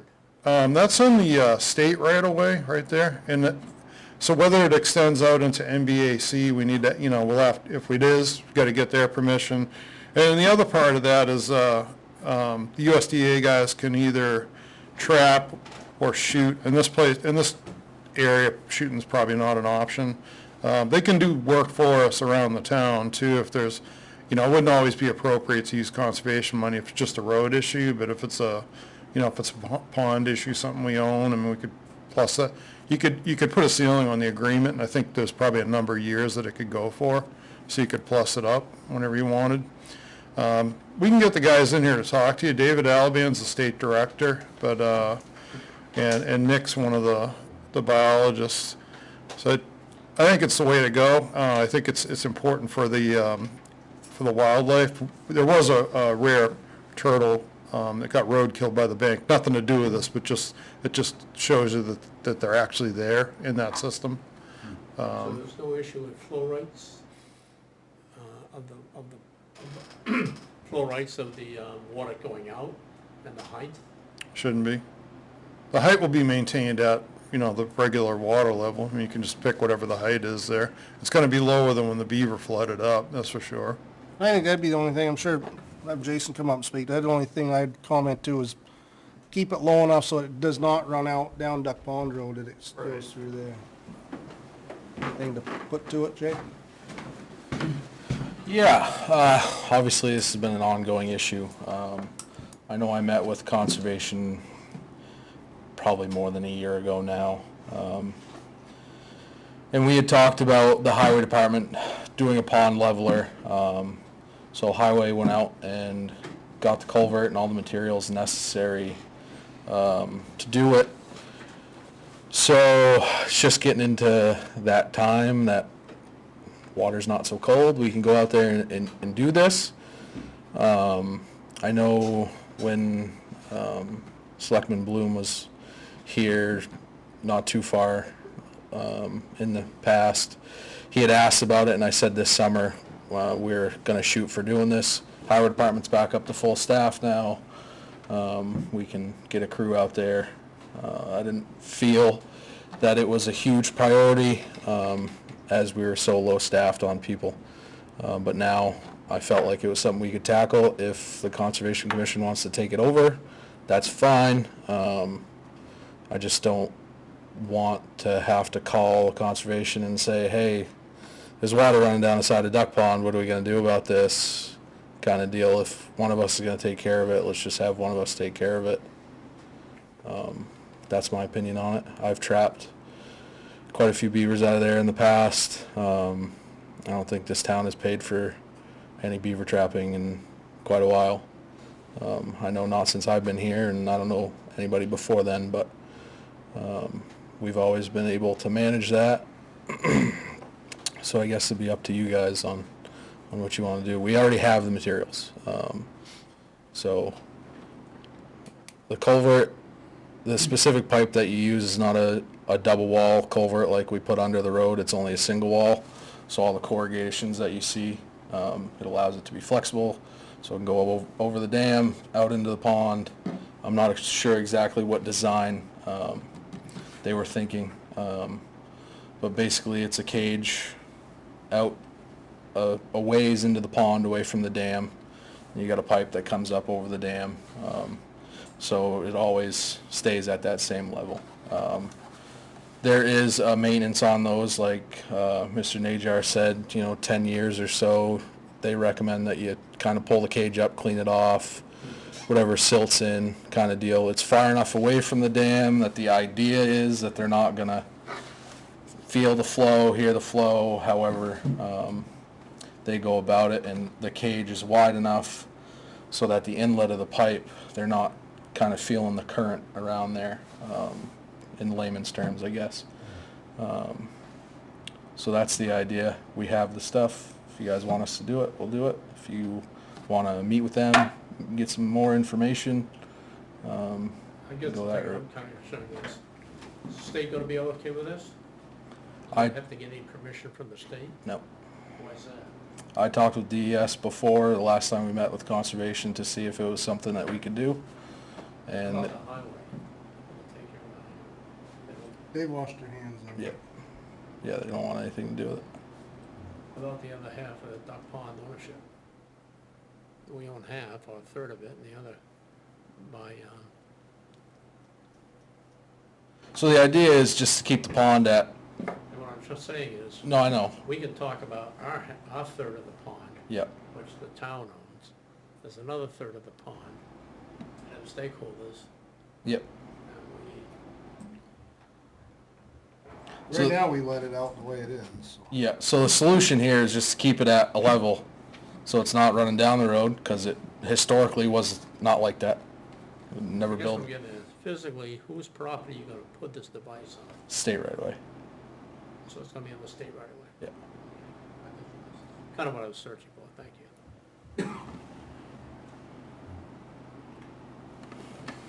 you. If they did it, is there anywhere else you could use the material you bought? So this isn't a contract. I mean, we could give them the material. I mean, if Nick wants the material that Jason has, that just comes off the, there's no profit motivation whatsoever. Yep. It's a federal agency that's tasked with taking care of beavers. Either way it works. I mean, it doesn't matter. It's just we need to do it. Yeah. I wouldn't be 100% sure on, I think Jack's on to a good point that we just need to make sure that whoever land the stuff lands on, we have permission, or if we're doing trapping, we gotta get permission if we're on MBAC, so, Nick would have to do that, or Dave Alaban, or Jason, who's ever, just, someone's gonna make sure that we've got everybody's buy-in. Yeah, because you could do it and all of a sudden you get a letter. Right. I mean, you don't want to trespass. Yeah, right. We don't have any right, Well, I mean, yeah. That's that's the basic thing that it is. Right away from the state, you should be able to call up Yeah. somebody and get permission from that. If the town can do it itself. So I'm just making sure that all parties are notified. And if it did start to, Permission. oh, sorry. But ideally permission. If it did start to plug up and wasn't a equipment requirement, would that be something that someone would have the number to notify them, to tell them that? Yeah, you can just call David, or you can call me, or you can call Nick, any of them. And those guys are really, and they have an office too, but I'm gonna get all their cell phones, yeah. One of them lives in the general area, I'm not gonna say exactly where he lives, but he's pretty local, very local. I think we need to recognize that most people driving by, if they see overflowing water, they're gonna call DPW. And Jason's gonna need to know who to call. Yeah, exactly, yeah. So when do you? Because they will find it and plug it. There's no beaver-proof nothing. I've tried them all. They've been, yeah, they might last quite a while though, like Jason said, I mean, there's some periodic maintenance, or just checking it over. We had one on Ed Lane one time. They can't hear it and they can't feel it, so they don't know where it is. It took them a month and they figured it out. I don't want to hamstring Jason. I don't want someone to have something in there that they say, if we get monsoon rain and something happens and he's got to go out there and straighten out, it's not time to make phone calls. He needs to go fix the problem. Bruce, My one thing initial about, problem was. one thing getting about permission these to do it. things, so that they're pond levelers, and a monsoon rain, the water's gonna go over whatever dam's there. It's just, you're not providing 100% of the flow, you just can't do it. You know, 'cause like if you size a culvert for a road or whatever, right, you know, and you're really figuring what that 100-year is, or 50-year, whatever number you wanna use, you're not gonna get that out of a pond leveler. There's no way. The pipes are, you know, what it does is it just keeps the flow going, you know, so when the water, we're in a kind of a dry period, you know, the thing would come down. So you might see a little fluctuation there, but you're never gonna get the kind of volume out of a pond leveler that, on a huge rain, so I mean, Jason's always gonna be involved. It doesn't really matter to me or the Conservation Commission, but I mean, someone should do this just to deal with the habitat, you know, one way or the other. We just thought it was a good idea that would, it's not very expensive, didn't involve town labor to free them up to do other stuff, you know, just, either way, whatever you guys want to decide, it's not a Steve, when do problem. you wanna do this? Huh? When do you wanna do this? We have to sign the agreement, and then the USDA guys would, What do you think their schedule is? Do you have any idea? they're usually pretty available, I bet within the next month or two.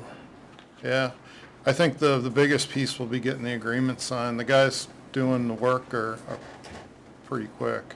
They do a lot of cool stuff all over the place with wildlife problems. One of them is over in Vermont right now, but they've gone all over the US just to help others, you know, other state offices. Yeah, it's a big, you know, I mean, that's the expert agency for handling wildlife problems. So they actually do the installation? Yeah, yeah. Do they monitor after that to make sure that Whatever you want is them to successful? do. I mean, like in my, you know, the piece that I professionally manage, I'm around to let them know if something's not working. We could ask them whatever you want, you know, can do that, but we're all driving by the It'll be thing. pretty obvious if there's an issue anyway, right? Yeah, you see the water next to the road when you're Right. pulling the bank of the post office. Doesn't, So yeah, this it should, does- this should mitigate that should, that's the idea, yeah. completely, or? Should, yeah, unless we have a, you know, a catastrophic rain, like I said, the thing's not gonna See, well, that, handle, I mean, then there'll be flooding everywhere. yeah, yeah. Kinda seems like a no-brainer to me, I mean. Yeah, either way, I done. mean, you know, pick a group you want to do it, it really isn't, it just should get done, that's kind of the bottom line, one way or the other. I live in that neighborhood, and there's been more than one time that water's over the road, Yeah. where you can't get to the post office. You gotta go around, so. Well, that's the problem right now, is that you gotta pull the dam to let the water out, and then you get all of it, you know? And the ditch line from That's there to labor the, intensive, too. from there to the swamp is built up with sediment and bushes over the years, so that, but the state's ugly because we told them to bud out, so now they won't help do nothing. If we'd have just left it alone Yeah. 8 years ago, it'd be all right, but we didn't, so. I don't care who takes care of it either, guys, and I don't wanna step on nobody's toes. I didn't know Jay had bought all the stuff, and then, I'd heard about this, and they were gonna pay for it all, so I guess it doesn't, I mean, Did we get an answer to whether the material could be used other places, or was any of it specific? It could really only be used as the pond level. we don't have a whole lot of ponds around, right, that you deal with. Well, that would just reduce the price that USDA is gonna charge us. I mean, you're not, you know, if you sign an agreement for an up to amount, it's just an up to amount. If they use half the budget because we gave them the materials, that's not a problem at But all. who's gonna pay for the materials? No, he said he's already got it. Right, but you pay for them somehow. Right, so I'm just saying that just reduces what we're spending. It's all one town. I mean, if you want, I don't know if So you spend up to conservation. 3,000 and buy out of conservation or take materials I got and then be the install fee. I mean, what would you rather see done, Jay? Matter to me one bit. I'd rather not touch it. Yeah, my big concern was the fact that we already had the materials. If they can use what we have and it'll take some money off of that bill, that's great. Do you know what you paid for them? Roughly. I don't remember now. Probably by the time we were all said and done, $1,000. I had some T-posts at the house that we were gonna use and some cinder blocks and, some fence wire just to get it all, done up. So we have all that stuff down to the shop. I don't know their process and how they build it. It's just what I've seen, what we were gonna do. So I have no problem saying, here's the materials we have. Go ahead and I use was it. stepping to your toes. I know that you know enough and you're capable, so I'm not saying that we should do it because you ain't. I just No, that's fine. came up in two separate conversations and I was trying to bring it together so we could. My only concern is if they're gonna take care of it, let's have them take care of it. And then if there is an issue, it's obviously gonna be brought to me. Where am I supposed to go with it? Right. Kind of deal. Yep. And there is, like I said, 5-10 year probably maintenance on those. There's a cage out in the water, 40 feet, 30 feet, whatever it might be. So that's kind of somebody getting in there and cleaning the cage off or picking it up, shaking it out, kind of deal, getting all the sediment off it, silt, whatever the case may be. So like long term, where are we going to go with that? Is that something that we can keep a contract with them that they'll do that? Or is that something that we're gonna try to have the town do? Probably being the DPW, obviously. So it's kinda all I was looking for. If they wanna use our materials that we have, great. Take some of the bill off and then future kinda maintenance, where are we at with that? That's all. If this is all on state land for the right of way, we're gonna get the local director, department here, make a request and send us a letter. Yeah, we would have USDA actually just take care of that, the coordination. Yeah. I mean, these guys work all around the state, so they know who to contact. I'm Yeah. just worried that we get it all done, next thing we're gonna get a letter. What I would suggest to the board, and I have to talk to whoever their agreements manager is how long of an agreement, because there's right now on the federal agreements, there's a thing called the 7600A, which is the handshake, right? And it might say it can go 10 years. And then there's the 7600B, that's usually Fed to Fed, which is the dollar amount that's funded for the year. And so we just have to figure out what the agreement is going to look like. So, you might have a 10-year agreement that doesn't necessarily have funding associated with it, but you could, you could plus that up for that year, like Jason said, and get out there and clean the thing out and just use conservation money to do that. That should be pretty inexpensive. So that's what I'd recommend. So, I mean, the next step ideally would be start to get the draft agreement going, get it to the board. But just know the money's behind it, the Concom already voted on it, and then we'll get some materials to take advantage of. And then, ideally, there'll be multiple people in the town that just have the contact information for USDA and can pull the trigger, as long as there's funds there, right? So it should be pretty straightforward.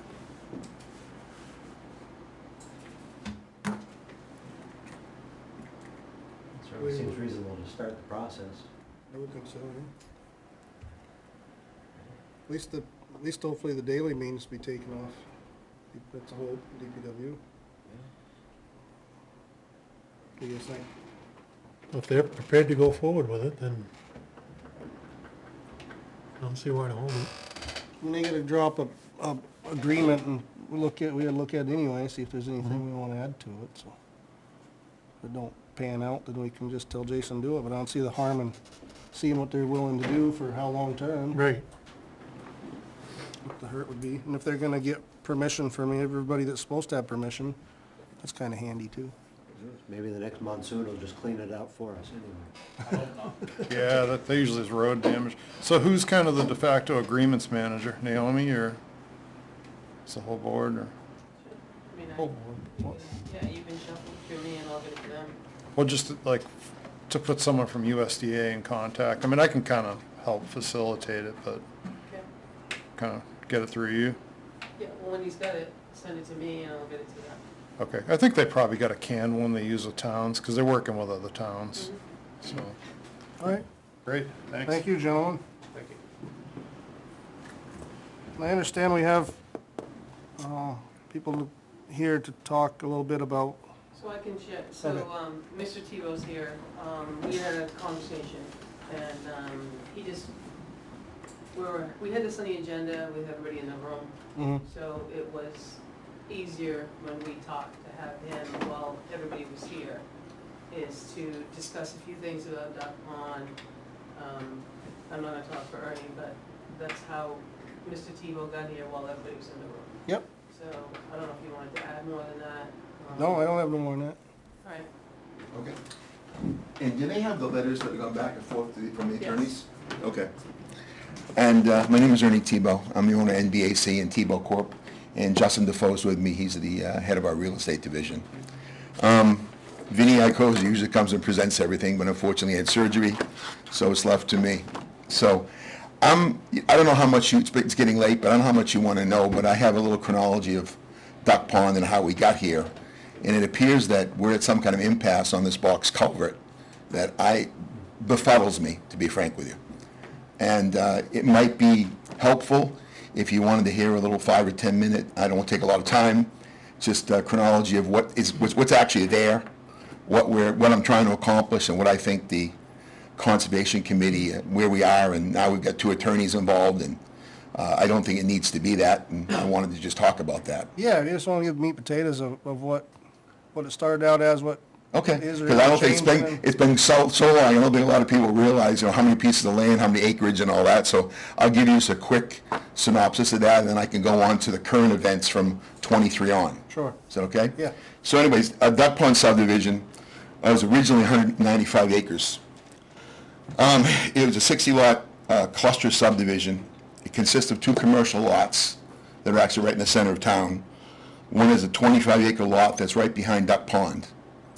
The other one is a 15-acre lot, which is known as the old Sap House lot. I also own the other side of the street, which has 12 acres. That's a long, skinny piece that goes right down to Brownies. There's also another 2.5 acres in front of the Brownie Sand and Gravel pit that we never developed. When we negotiated all this, I think it was the last cluster subdivision actually approved in the town. And we were grandfathered, we were given the cluster. We negotiated some concession to the town at that time in the current Conservation Committee back then. The large hill you see as you're driving out of town to the right, we gave 45 acres there to the Open Space Committee. It was my understanding back then that that was really met our criteria for the 60 lots in the open space. We continued to negotiate a little further, and they wanted some easements around Duck Pond. So there was another lot that we gave the town, which was 14 acres, which is where the box culvert now is in dispute. There's also a 12.5 acre section over by the Drake Farm, way up on Duck Pond Road, that has a wetland in it. We gave that to the town also. And so those are the 3 pieces that consist of that. So we get it approved in basically 5/11 of 26, a long time ago. 2006, excuse me, 5/11 of 2006. And then the Great Recession comes, and we don't do a lot with the property. Over a period of time, we put the roadway in, and recently we've developed and sold 12 houses there. There was a large conspan bridge that was designed and approved by the town engineer, and by the Conservation Committee at that time.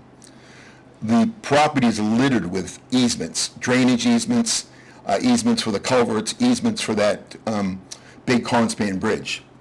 When we decided to try the next phase of the project, we realized the conspan bridge was extremely costly. It had 25-foot wing walls. It was almost 35,000 yards of material to have to move. We started discussing it with Steve Keach, the town engineer. I hired Meridian to redesign it to a much lesser disturbance. So we had this huge conspan with wing walls, and we went ahead and redesigned it to a smaller box culvert. We redesigned that in 2023. Little while after that, we sent it to Steve Keach, the engineer. We received a support letter from him in August of 23. and I want to quote this. He said, basically, this is to the town. We strongly encourage municipal officials to support the proposed substitution as for no other reason the avoidance of the comparatively excessive long-term maintenance of the Conspan Bridge would be excessive. So he's basically saying, you should really look into accepting this because it's a massive Conspan Bridge that would cost you a lot to maintain when NBAC is gone. That's very clear, and you have them in your file, and if you like a copy, I can supply you with it. Then we feel we have a clear path forward. So we get on December 27th of 23, we get the wetlands application actually signed by the Selectmen. And in my mind, you've looked at the design, you approved it. So it goes to the state basically on January 9th of 2024, if you follow my chronology. At that time, the Concon has 14 days to respond to any concerns they may have. Per my engineer in the state, we at Conservation Committee never responded that they had any issues with it, whether it's an easement, design, anything. Then we go ahead and we get more information required from DES and Fish and Game. Sometime around May 21st of 24, we get correspondence back from Fish and Game that they approve the box culvert, but they want it lit for animals to pass through it. I've never heard of such a thing in my life. So we push back saying we think that's ridiculous. We hear back from Fish and Game, and I think, and I don't want to speak for them, but I think they had some discussion with Ware Concon then, and there was then they came back to me that we have to put skylights in. Again, never heard of that. So, yeah, that's what I said. So we bring it back to Meridian, and Meridian says, well, I guess how you could have drainage structures over the culvert, bore the culvert, and then grate the drainage structures. So that would give light. But obviously it wouldn't work at night, right? So it's been going for wild and wilder. Critters like do at night anyway. Exactly. So you wouldn't be doing anything. So reluctantly, we agree to that because it's a great cost, of course, to bore the culvert, then just create drainage structures over it, seal them, and then have them exposed. So we agree to that reluctantly, and then we were issued the permit on 8/16 of 24. Then, for some reason, and this is from notes, we weren't there, December 23rd of 24, the Selectmen meet with the Conservation Committee and approve the town council to get a legal opinion relative to the conservation work in the box culvert. So this has been beaten to death by this point, and we're going closing on 2 years. February 19th to 25, Vinnie Iacozzi emails town engineer look for what is needed next to begin construction. Steve Keach responds that he must discuss with planning board what is required next. So, February 20th, Meridian Engineering writes to Craig, Francisco, and Naomi, asking for direction as to what is required next. In the applicant's mind, meaning me, nothing more is needed. We should have a construction meeting and build the thing. We received an email back from Craig saying Naomi's on vacation. When she returns, you'll get some answers. And nothing to say about Naomi, but as of to this day, no one's even responded to it. Then, unbeknownst to me, April 11th, we get an email from Attorney Whitley stating that our box culvert is not consistent with the conservation restriction and easements that we gave to the town. How that could even be, we basically, the 14 acres in question around the pond wasn't even required to be given to the town for the amount of open space that we needed for the development. We gave that out of good faith. And the Conspan Bridge and the wing walls were massive. So this box culvert's much smaller, less disturbance, and it's ludicrous to say that this thing is littered with easements. So you're telling me every easement we've given on that now is, if it's got a culvert or it's got an outfall pipe, now is the language is not proper in the deed? You approved this back in 2006 and you agreed to the language back then. So now I have a lawyer. We respond to Mr. Whitley with all kinds of paperwork, which I'm sure you're getting billed for. My attorney, I think, does a very detailed 3-page letter sent back to the town and Mr. Whitley. So here we stand 20 years later. The box culvert's on site. Your own town engineer has said it's a great design compared to what was there. He acknowledged that it should be approved, what you got. And I would think if you signed the wetlands application as the Board of Selectmen, you looked at the design, you read your town engineer's letter, and I don't know why we're here. But the next step is just to go legal with it, because actually, I'm just at my wit's end with it. So that's a little bit, yeah, I hope you follow my chronology. I don't want to take up too much of your time, but it's just, I think it's ludicrous. And if you look at the plan, it's littered with easements through it, drainage easements everywhere. So they're saying this encroaches on the easement. There's a copy, there's a thing in the deed that I took, which is interesting, and I'll try to read it. It's a little wordy. So we gave the deed to the 3 pieces of property. Like any cluster subdivision, you're going to keep a restriction in there that allows you to do things in those open spaces, such as drainage easements, such as culverts, such as things like that. So it says accepting and reserving to the grant of the rights to the easements to construct, maintain, repair, replace slope and drainage facilities, fire cisterns, temporary roads, driveways, or property that may be necessary or desirable to connect with the full development of the property. I don't know. That's the deed we gave to the town of Ware, with these exceptions in it. So I read Mr. Whitley's letter, and I think it's nothing but fodder. It's just, there's nothing legal to it. I think it's the same thing when you get a town attorney involved sometimes, and you have a board that wants a certain thing. I don't see any validity to it. So I've been a good, we've always had, good rapport here, but I'm not at my wit's end with it. I really am. So that's my take on it. Thank you. So I'm looking for some kind of response in some type of a, quick fashion. If you're, Jack, if you're gonna respond, can you speak closer to the microphone? They can't hear you. No, just, you're sitting farther back, you can't Oh, hear you. sorry. Yeah. That's all right. No, if you're gonna respond, I knew you were ready to. Well, I was just gonna say, I'm the only retired person on the board, and I think I got more time than a lot of people. I mean, I've only been on the board for 2 weeks, so You're a newbie. I'm new to this. I'd like to take a look at the whole, I don't dispute anything you say. No. I'm just saying, I'd like to take a look at the whole package and talk conservation and anything binding, and maybe Mr. Ernie as well. So I can better understand it, maybe bring it back to the board.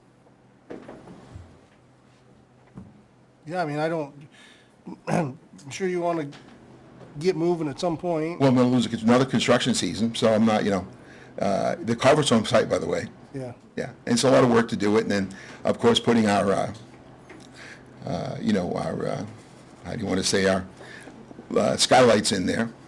Going to be interesting, Sure. but it's, like I said, we just agreed to that reluctantly because that was the only way to, this is 2 years just on the revision of the permit. Sure. And again, I don't want to belabor the point, but when the chairman of the Selectmen signs your permit application, and you get a letter from Steve Keach, approving the design, and not improving it, saying it's a great alternative, again, I don't even know why we're here. So, but again, I don't mean this as a wise guy. I'm just not going to go on another year, 6 months, 2 months. This is a very simple thing to look at. And like I said, you want to say, so every easement on that 60-lot subdivision, we're going to go through this? Anything else has to be revised or go to the state? I mean, it's been 20 years. So, thanks for your time.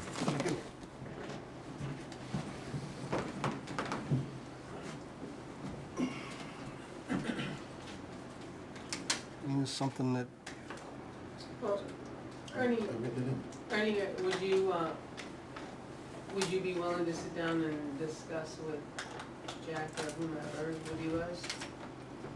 Yeah, obviously, we're always willing to discuss it or sit down, but, And the other thing, the town's not always easy to get hold of and try to do something. I've been, for 6 months, wanted to discuss, there's 25 acres there, that's basically the center of town. I've had people approach me for a sports dome. There's some good changes at the state level where commercial's gonna be multifamily now, 5 acre zoning is going to 2. There's gonna be a lot of changes in what can be built and what can't. And I'm a good neighbor. I just want to know what the town wants to do there, but I'd like to develop the rest of the property and get out. You've got the piece in front of Burt Brown's, that's 2.5 acres. You've got the strip across the road.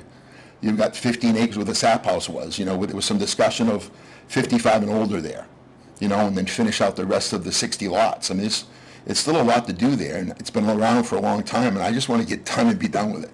We own 1,000 acres of land between, Ware, Goffstown, and Dumbarton and everything. We just, I'm at a point where I just want to develop it and move on.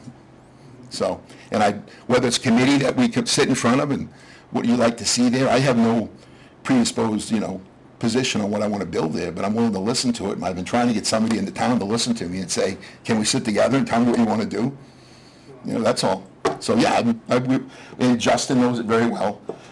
Vinny has surgery, but he'll be back, and he's been coming in front of the boards here for years. So, I'm willing to do whatever you want to do. But it's something I would like to do quickly, because I'm not going to continue on at this path. And that's not a threat, it's just a fact. So.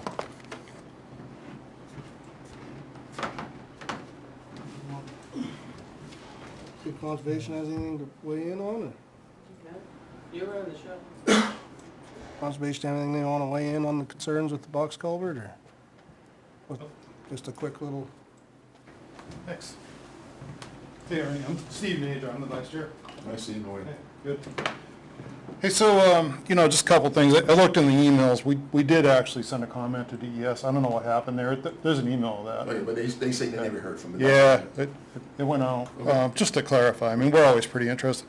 So I think the mix-up in the conceptual issues are, when conservation restrictions get conveyed in a deed, it becomes kind of set in stone, and it has to go to the State Attorney General's office to actually change that, is what the opinion we've got 2 different times. So we're essentially obligated to enforce that. So that's kind of been the whole crux of the situation. Now, it's been enlightening to hear a little bit more that, I don't know that I remember the part about Fish and Game modifying your design, so that was kind of interesting. Nobody actually came to us. There was a big kind of a miscommunication on this whole thing. A lot of times, like, Meridian will come in and present when there's some kind of project for something, and it seems like that didn't happen. This went kind of sideways. If we're kind of in the whole kind of looking at, trying to fix some problems, you got that problem. We as a commission feel like we've got to, it was interesting to hear that you say that there's actually extra land in the open space calculation involved, because the backside, Naomi, were you able to bring those prints? He's got them right there too. You got big ones of the duck pond? You have the whole subdivision. What do you need to know? No, I was gonna just show that, the back of about a dozen house lots have conservation restrictions on them that we're supposed to enforce, so it'd be. Well, you have the 45 acres on top of the hill. Then you have a conservation easement on the field along by the Drake farm up there in Park Road. There's a strip of houses there that I donate 12.5 acres. And that's got a conservation strip. Yeah, on in it. the house lots. Can you bring the print up here? Yeah. It's pretty, you can, but it's huge, but it doesn't really show. Maybe he can reference off. So if there's extra acre, I mean, good to get rid of that restriction in people's backyards. That's a horror show, to enforce. But what does that have to do with the culvert issue right now? We're just thinking if we could fix the whole thing at once, because we have to go to the State Attorney General's office. You're telling me that the verbiage that's in the deeds that I gave you, you're telling me because the design is less intrusive. But infringes on that restricted area, yeah. And the other one did too. It looks like that one was the issue. So if they're exactly the same, that's not showing up. You can do whatever you want in the same footprint. You don't need to talk to us about it. So you're telling me the Conspan Bridge with the huge wing walls, it was more intrusive than what we have now, and that's from your own engineer.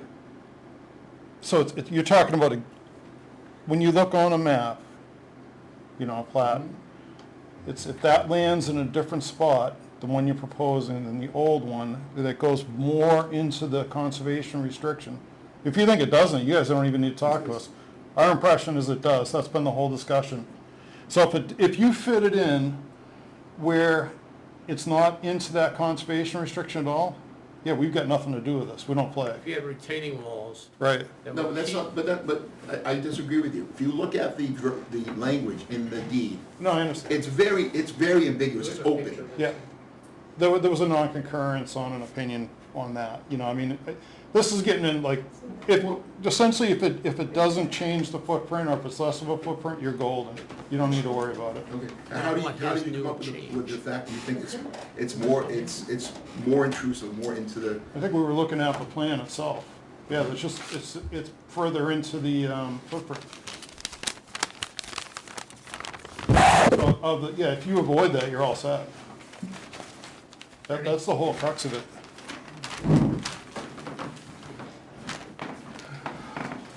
Well, there's an overlay that we don't have here with the old bridge wings and the new one. I think your old bridge used to stop someplace around here. Protrude. The fill's further. If you could put a retaining wall here to keep you from extending into the conservation easement, either side, you could basically go the same length as you originally approved, because you're protruding into the, somebody sent the map in here, who was that? Well, it showed the overlay, the new one, the old one? It was yellow. It was yellow, it was Whose is colored. that? It was on one of the emails. It was on one of the Who emails. generated it? Meridian. Meridian. Oh, if we had a copy of that, you'd be able to see it. Did you print one of those out? I think it's on the backside. I think it's in the folder. I don't have the color.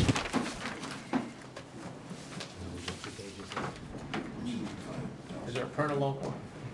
It's not color. He thinks he's gonna. I might have it on email. That's it right there. Yeah, it is right here. It's- Yes, if you make it fit. That the color? Yeah, bring it over here, please. That's not the one. I got one. Brad sent it around. Huh? Brad sent it to, I'd like to get a copy. from Meridian. There'll be the color print. There you go. You know what you're talking about? You have it? It makes the same thing. Hey, Doug, if you were to bring this back to here, and you bring that back to here by using some retaining walls, so you didn't protrude out, you'd be compliant. I understand what you're saying. I don't think it means anything, though. I think the deed, if you read the deed, it's very open as to what you can do in that area. And that's fine, I can do that, but that was what was approved by by DS. So he's saying, What I'm trying to get to a technicality. The only people who can release change to the conservation is the conservation easement, is the conservation committee, okay? They are the agents for change that the Attorney General looked to. So if you don't want to have to go back to the Attorney General and screw around with these little extra wings here, if you do it within here, you can do it. So, They're shaking their head too, at least one is. yep. So I just want to make a point that it may sound goofy, you know, but since when does that matter? You know what I'm saying? Essentially, if this pulled back to this yellow line, which is what's granted to you to implement your, by the easement, not the, Slope and drainage easement. right. And pull this one back to the yellow line. You might have to put embankments here, to, you know, keep it from, you know, the slope, maintain the slope.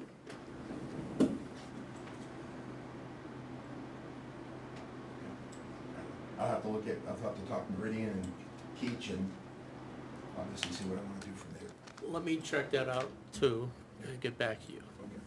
All right.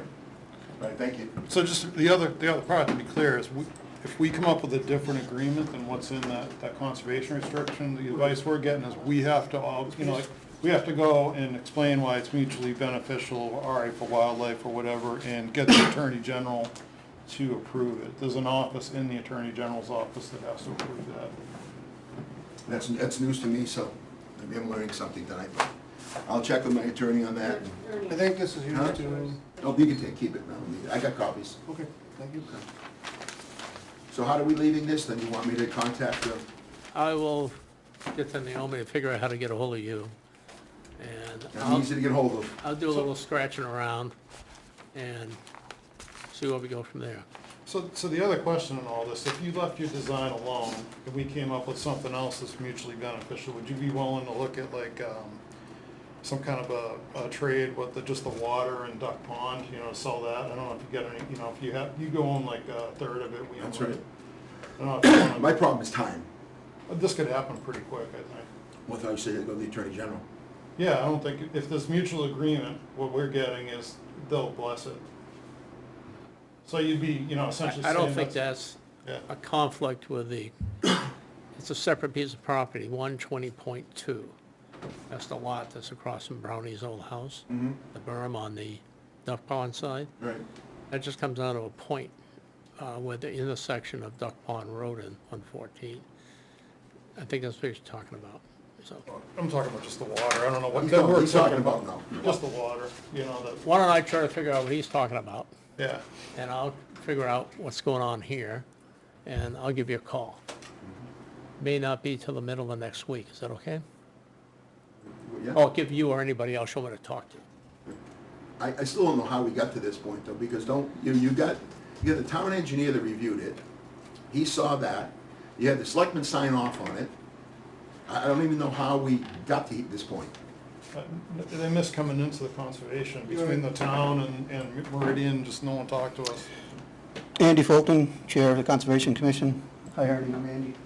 I was also involved with the approval of this subdivision. So, for the record, I was around on the Conservation Commission when this subdivision was debated, designed, approved.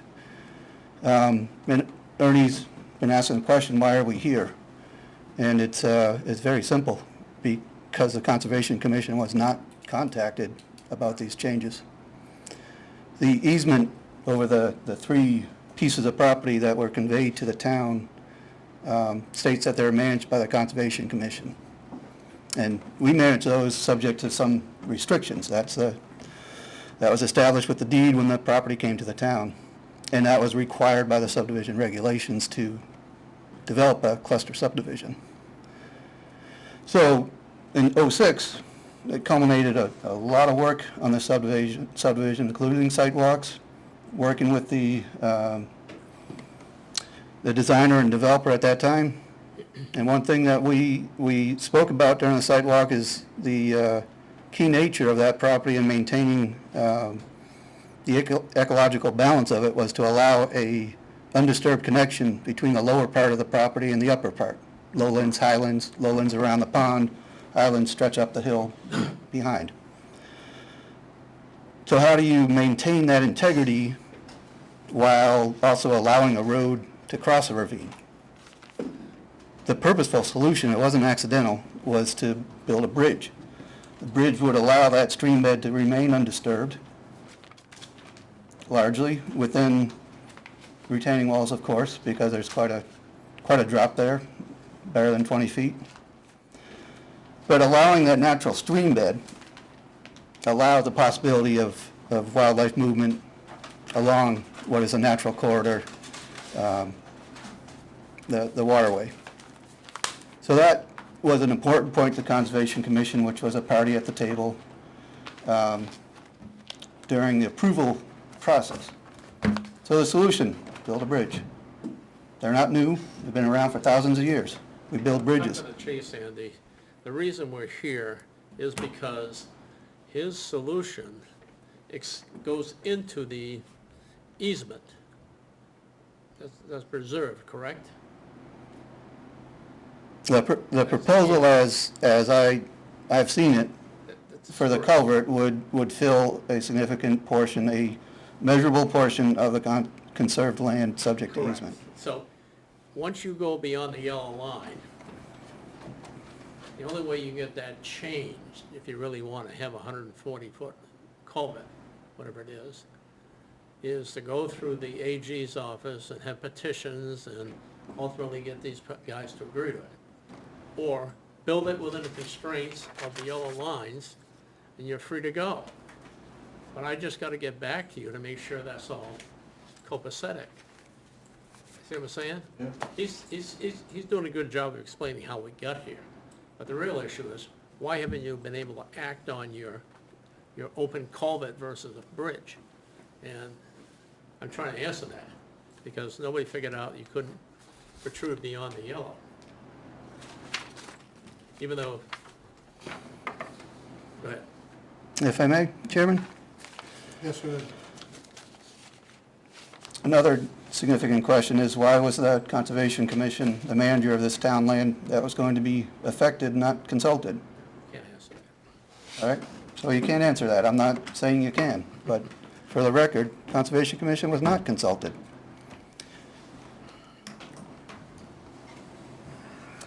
And I have another question. This is for the town administrator, if I may. Would that be appropriate? See what it is, I guess, yeah. Naomi, we've asked to have access to the plats for this subdivision. Does the town have those in our possession? About this big roll looks just like that to the other one. Could that be, please, put in the conservation room upstairs so that members of the Conservation Commission might be able to look at it I mean, it's in. without having to? It's in the record, it's in the building department where every other plan is. But we're making a specific request. We've made this request that it could be provided to our meetings. It has not been available to look at our meetings. I'm making a request that it be provided to the upstairs conservation room with a lot of tables so that we could spread it out and refresh our memories on that. We'd like to be able to look at the plans. We would have liked to have been able to look at them tonight. So the developer has made a proposal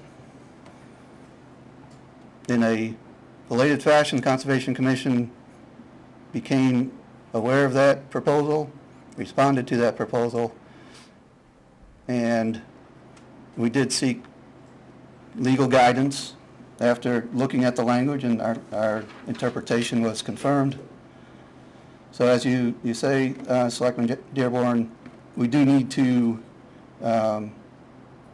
honor the language in that easement, which states that areas within the easement are subject to some restrictions, and one of them is filling, landfill. It's not disputing drainage easements shown on the plan or anything else shown on the plan. You know, our concern is that proceeding as Mr. Tebow has proposed would damage land under conservation easement. And that's simply a bad precedent for a town to blindly forego. So I would encourage the selectmen to look at that language, listen to the legal opinion. I appreciate Selectman Dearborn's voiced desire to work something out here. Fantastic, fantastic. And I would also note that nothing that the state did as a Environmental Services Wetland Division in issuing a permit has bearing upon or cancels out Conservation Commission's obligations as easement holders. I don't know where the communications broke down with them. Where did the communications break down with the Board of Selectmen? Why was the Board of Selectmen signing a permit for a conservation open space subdivision without consulting the Conservation Commission? And we are commission, you know, legally authorized by state statute. And we have a mission there that's set up, and we take that seriously, as we should. Thank you.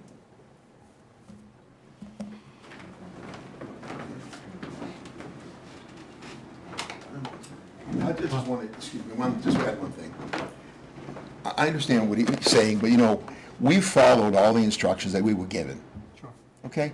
And there seems to be obviously a breakdown in communication with the town, with this board, or whatever it is, and that's, whatever it is. But, you know, you're a party to, when the selectmen, I would think, sign that permit, you're a party to that. You're telling DES that you approve that, you approve it, which they in turn rely on that. And I'm not disputing what they said, but we have correspondence from DES that they had 14 days to respond, they never responded. So that's just the facts. Whether they sent an email and it got lost or a letter got lost, but that was their time to comment. I'm willing to work something out or do something, but I just don't want this thing to go on and on and on. And I'd like to have a constructive meeting. What do you want to do with the rest of the land up there? I mean, I'd like to develop it, I'd like to do something the town wants to do. So let's work together and just get it done. I mean, this thing of hiring lawyers and doing all this, but I just don't know how we got here, though. You got your town engineer approving it. You got your board of selectmen signing the permit. You got 14 days to respond with all your comments and never responded. So there's a little culpability all the way around, I would think. So that's my last comment. Thank you.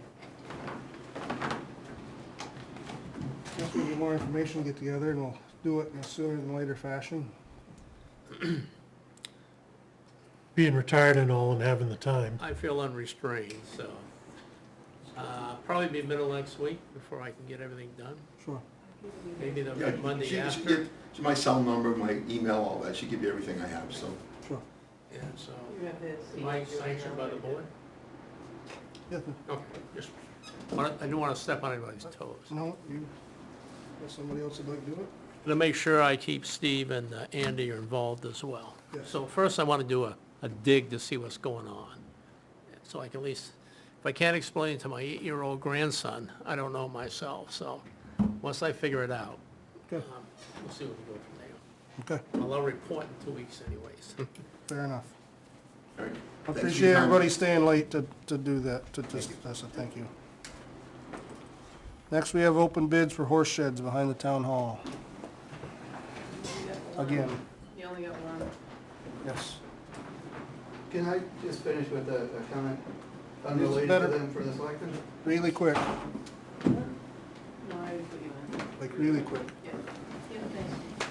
Selectmen, I haven't met you before. Andy, good to meet you. Thank you for what you're doing. Yeah.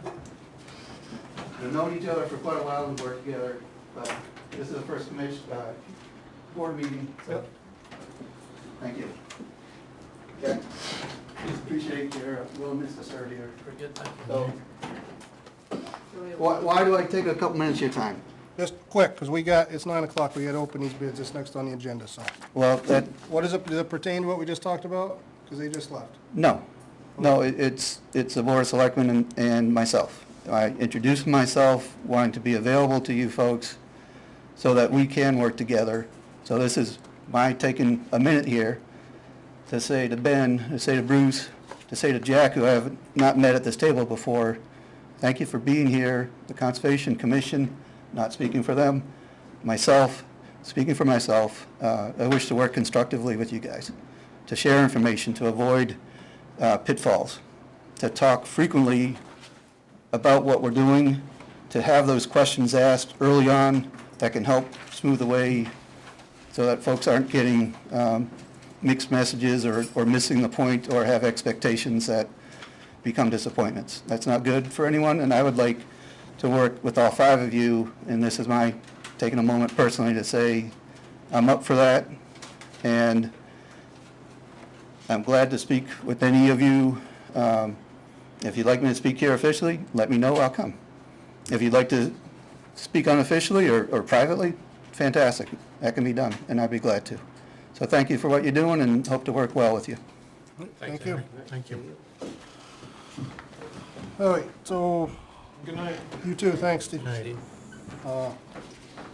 This is the only bid you said, The only one that came in today. okay. So this is to work on the horse sheds behind the town hall. RFP was put out. We took bids before. There was a big discrepancy in the bids. It wasn't bid apples to apples. I see there was, Yep, so we sent it back out, and one bid came in from North Peak Construction and Contracting for a total price of $26,022.52. What was the overview was to reshingle 50-year shingles, reshingle the roof, of course, include an ice and water barrier, replace any roof boards beneath the shingles necessary, replace soffit boards, fascia boards along the roof line, place a section of siding on the northeast corner, place a section of siding in the southeast corner, add drip edge all around the building, and provide waste disposal and pay for all disposal fees. So, this is a material list.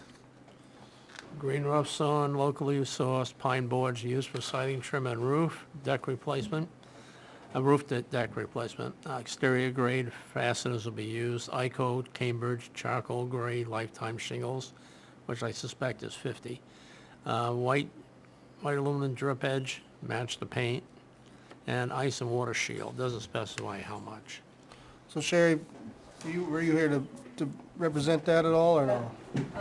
First of all, how much money was $25,000. 25,000? Can you come up to the mic, please? This is 1,022.62 over. Yeah, it's kind of odd that we only have that one bid, because I got a call this morning from Walker Roofing saying they sent a bid in a week ago to the town of Ware. How did they send it? By mail or email? Email. They said a week ago they sent it. And the only reason I had any contact with them this morning was because they're doing another job in Ware. So I wouldn't even have known that tonight if they hadn't called me about this other job.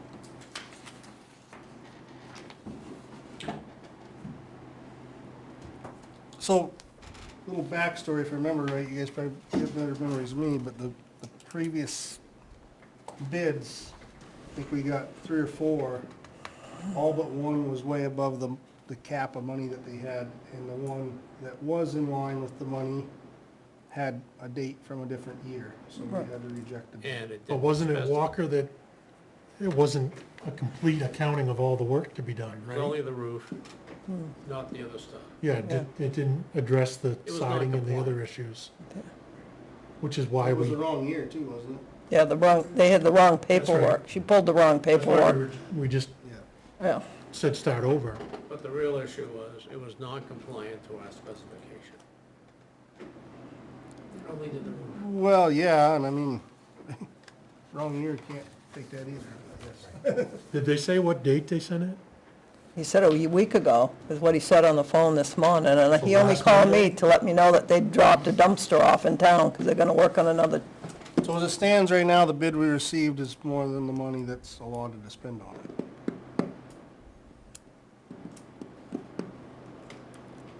Kick it out a week? Kick it out for a week?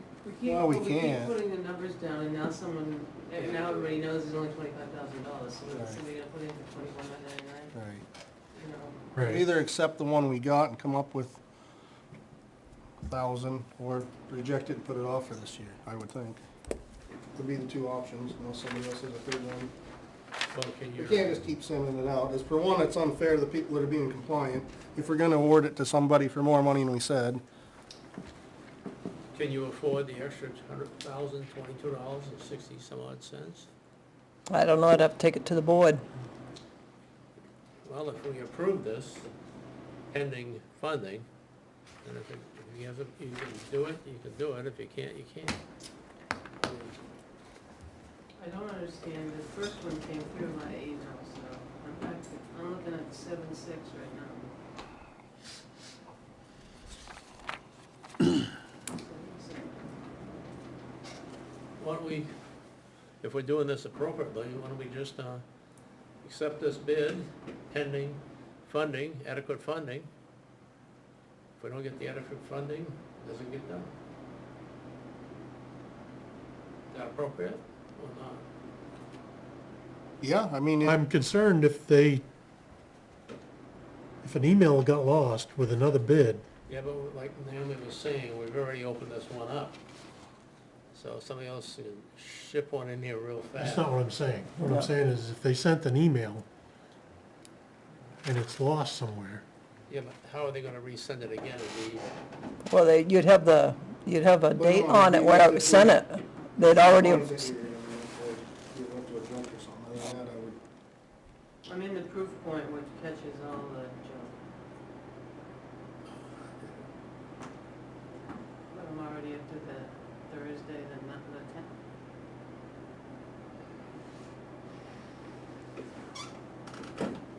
And what I don't understand is I got the first one, if it's the same person. I got the first bid for it, why wouldn't I have done it second time? well, if they sent it, it'll have a date on it when it was sent. and if it's not there, it's not there.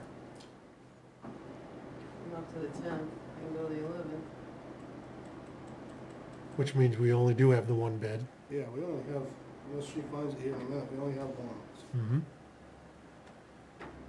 I guess it'd be up to us if we wanted to accept it, or just never mind doing the project this year. It would be the two. You know, I'd like to try to get it done. That thing is It needs it. not in great It's shape. gotta be done, it's a mess. I just hate to have to pay, $6,000-7,000 more than what the previous bid was, and I know they do the work right because, Are we gonna put any horses in it anytime soon? I don't That's the know. problem with these is, we're gonna fix it and then, it's historical, it's on the National Register. so aren't stone walls, they all ought to be made into gravel, but we did, I guess it depends if you want to take the board, ask for another $1,022, we'll Yeah. make a motion to accept this bid, I guess, unless Naomi finds something the next minute. I was through Friday, and it wasn't any today. Okay.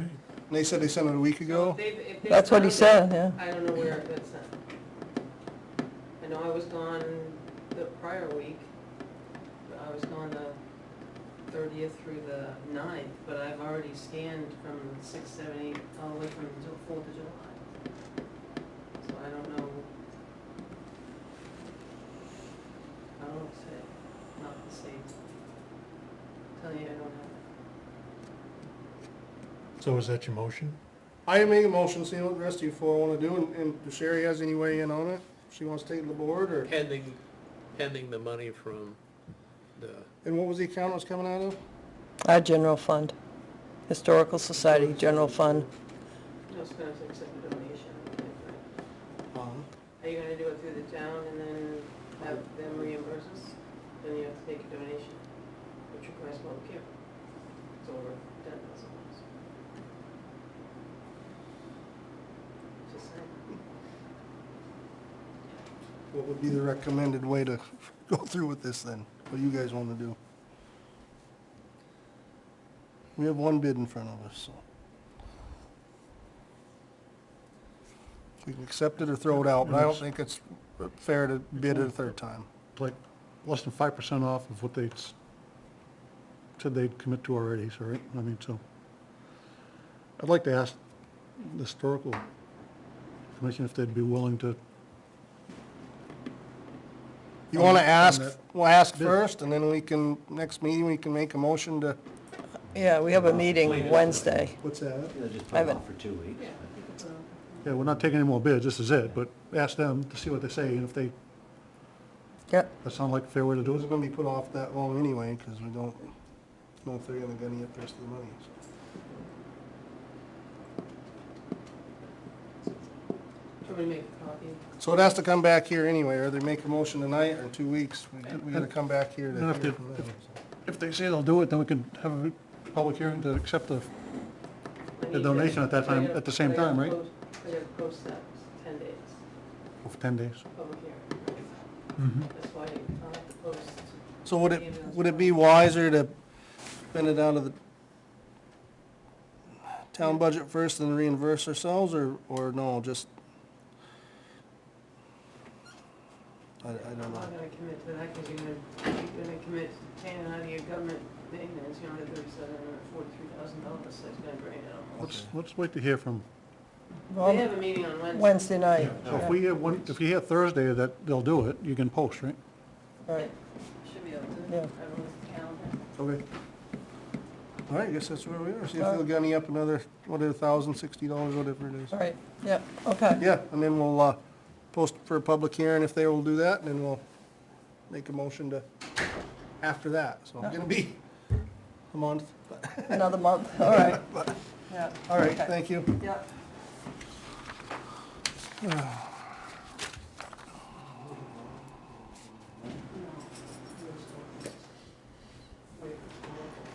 What's next?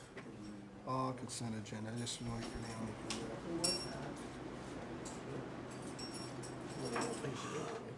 Yeah, we're almost done. What's this, oh, that's a lot.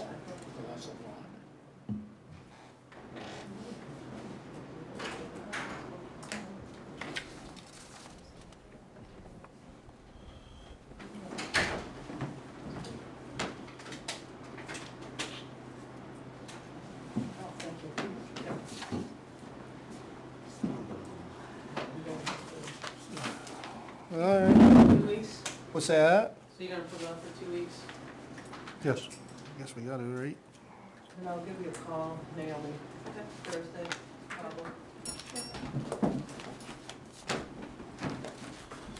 So, man, it's so many papers and I had to shuffle what I needed to the bottom of the pile. I guess next is the consent agenda. We have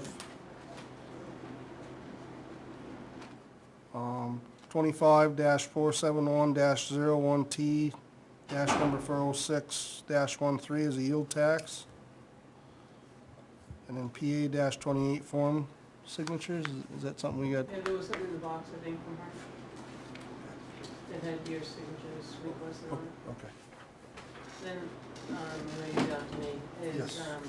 the old Administrative report. office, I've got two separate piles, there's 2 for libraries that all of you can sign, and then there's Jack and Ben's that only 3 of you can sign, because they can't sign their own. So just pay attention, you can't sign that. Well, I was gonna hand You it can over. sign that one. I was gonna hand it over. Take his pen away. Chairman first. Okay. Then you all have the, in front of you tonight. I'm gonna just run down through a few of them, I know it's late. At the last planning board meeting on June 26th, they recommended that I stay on as a planning board representative to Southern New Hampshire Planning for 4 years. But that was a recommendation to you, so you have to make the actual motion.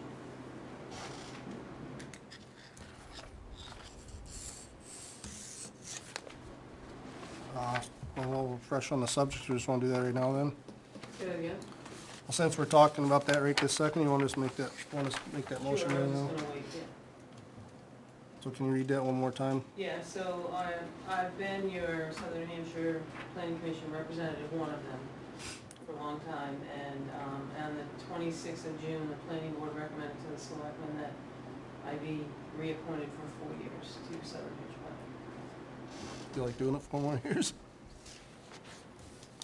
All right, I'm really on the executive board, because you have to have one person from the town, so I sit in through the meetings. It's usually by Zoom. do you have an issue with that? I make a motion that we have Naomi be a representative to the planning board, Southern New Hampshire Commission for another 4 years. Second. Any discussion? Do you really want to? I just asked. You wanna do that? It keeps me in touch, you know, as to what's going on at Southern New Hampshire. I know Danny Jean is part of it as well, so. All right. Well, I had made a motion, I had a second. All in favor, I guess? Yes. Yes. Yep. Yes. Opposed? You yes? Yes. Actually, And one thing I had on my list next, but I think Ben was gonna bring it up, because we swapped emails, was the lawn care contract. Yeah, the lawn care contract. We can skip that. That's now. another one We I can know. definitely table that That is when you do so. for now. Okay. I've gotten some complaints, but we'll talk about it. Yeah. The food pantry, I'm still missing a couple signatures, so I'll get that finalized for you by the end. I got a bill for Granite State Plumbing and Heating. James has to. It, Granite State Plumbing and Heating is, I think Jack and I talked about this. Jack happened over at the library at a meeting. It was a bill for $343.91. So I put it in the library mailbox, and because when I got an email asking if we had a town plumber, you don't. I didn't ask any further as to what was needed, and so, I just, we usually call around. Sometimes I get the highway guys to do it, depending on what it is. So then I got the bill, and then Clay came and talked to me, and where there is a government building, and I just explained to him that maybe we should dig into things a little bit deeper than that. But does the board want to pay $343.91 out of your government money? Just asking. What happened? It was they cracked. I saw it. Repair crack in the water line to outside faucet. Outside faucet is usable without leaking inside now. It was leaking inside the basement when they used the faucet, Yeah. and kinda had to be fixed if they're gonna water flowers and stuff around. Mhm. I guess Naomi's concern was, he went and picked one that happened to be expensive compared to maybe other people, and he didn't know any better. So, that's really the issue. He had to fix it. I mean, if you wanna just put on your government building maintenance, then I'll just give it to Beth that way. And we learned how to move with the next one, Okay. if that's what you wanna do. Sure. Guess so. That's for this, yeah. I guess Bruce, you guys are gonna meet on Monday or Wednesday with the Energy Commission.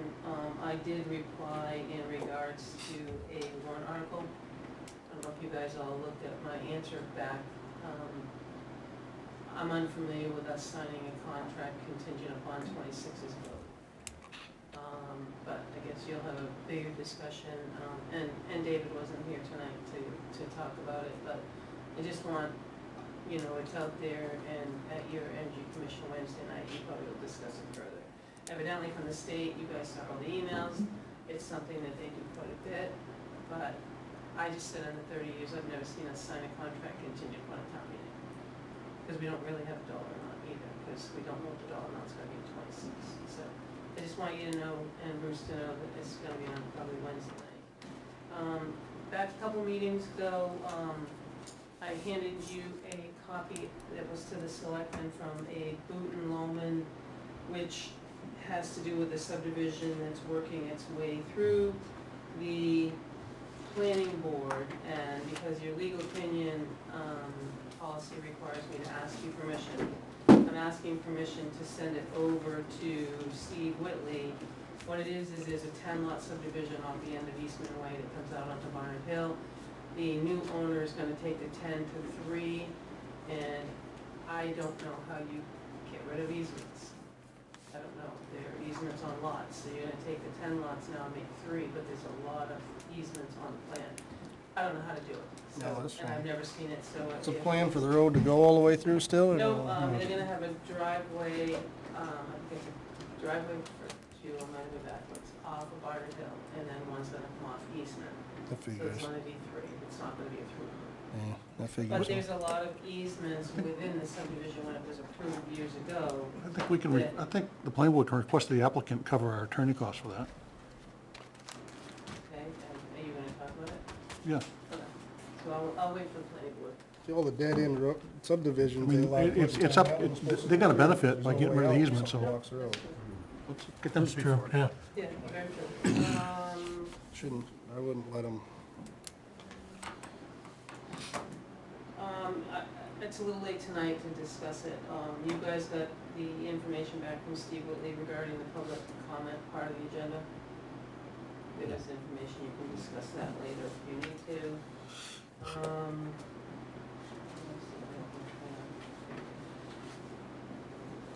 Lawn care.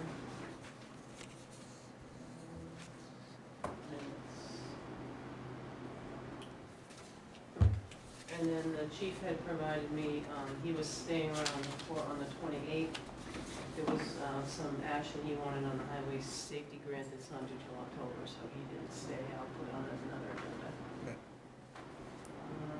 You guys can read the rest. I didn't really add anything more to it. I just tried to keep everything up front. That's where we are. All right. Well, moved along on some of it.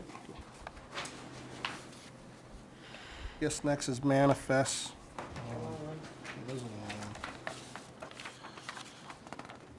one. So, I move to vote to order the treasurer to sign the payroll and accounts payable checks dated July 17th, 2025, is including the following manifest. Payroll manifest, $97,662.73. Weekly payroll, accounts payable manifest, $216,630.19.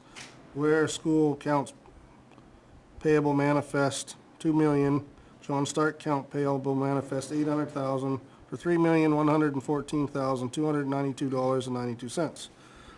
The following manifests were previously ordered to sign at June 23rd, 2025 Board of Selectmen meeting. Payroll manifest, $95,906.57. Check date 7/3/25. Accounts payable manifest, $149,262.44.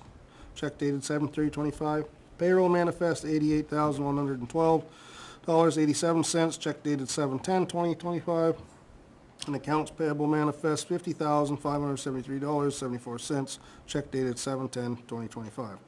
As there is no selectmen meeting scheduled for July 21st, 2025, please vote to order the treasurer to sign payroll checks dated July 24th, 2025, estimated to be about $90,000. Furthermore, to order the treasurer to sign up to the amount of $95,000 for accounts payable that cannot wait until the next scheduled meeting. Reports and actual check amounts will be reported to the Board of Selectmen by inclusion on the manifest memo at the next scheduled meeting. I have a second for all that. I have a second, yes. All right.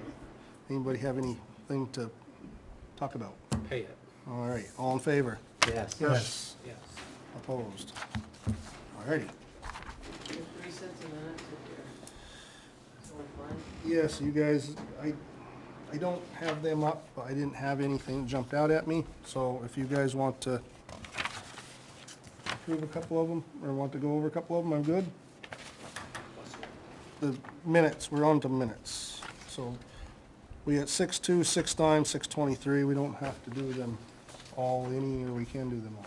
Well, 6/2 and 6/9, that's just three of you. Three of us. It's Jack and Back to the other one.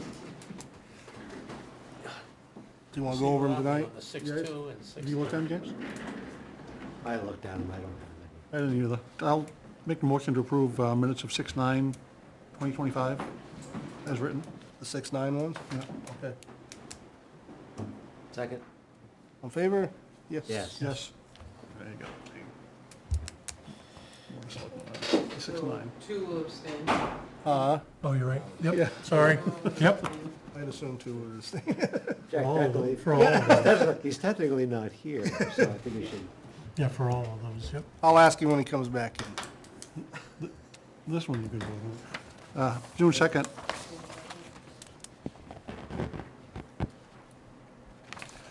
Make a motion to approve June 2nd, 2025 minutes as written.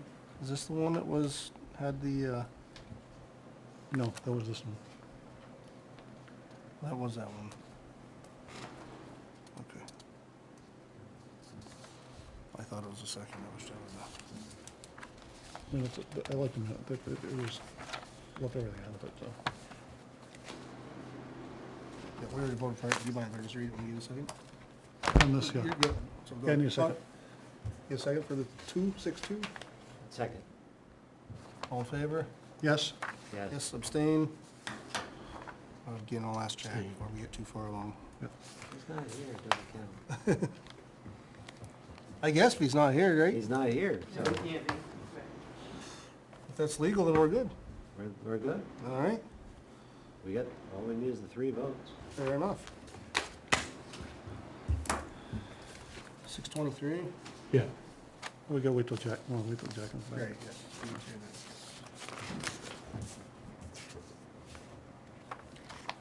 All right, I wasn't here for that one, I'll abstain. Yeah, you weren't here for that one, yeah.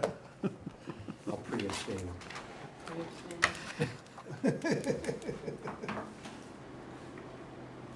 How'd it get late so fast? I thought things were going on pretty good.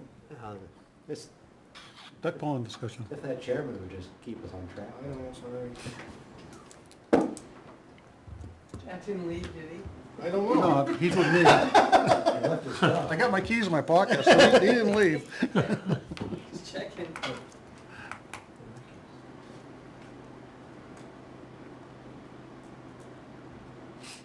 Ah,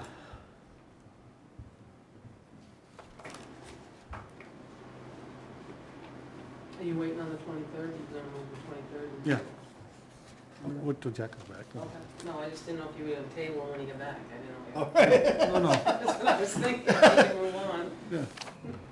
No, that wasn't my idea. Okay. I just was curious. well, the last meeting, everybody divvy up the committees. We didn't talk about him at all. Didn't talk about them. Uh, When Matt spoke to Parks, is that what you're talking about? No, but the Oh. vacancies left by the last two, we did not. Selectmen committee assignments. What do you got? I think that's why I didn't bring it up, because nobody knew right offhand. Might have to wait till next week, next time. Conservation Commission. Exact list, I think I knew they're on, but, We can do it next time. yeah. Energy. You're right, but it did actually cross our mind, but we kinda had this same thought, like, need to make sure which ones they're on. You remember which one you're on? I do, which I need help with that here. We'll talk about it next time, here, or next. Alrighty, on to the minutes from 6:23. Which you can vote for or against. For. Do you have anything, any problems with the minutes? And you two have any problems with the minutes? No, I did not. What do you want? Well, can I get a motion? Motion to accept the minutes from 6:23. Do I have a second? I'll second. All in favor? Yes. Abstain? One abstain. All right. He's pre-abstained anyway. All right, next is Selectmen Committee updates. I just wanna, so I am on the cemetery, and, last Thursday was supposed to have been the meeting, first Thursday of the month there, and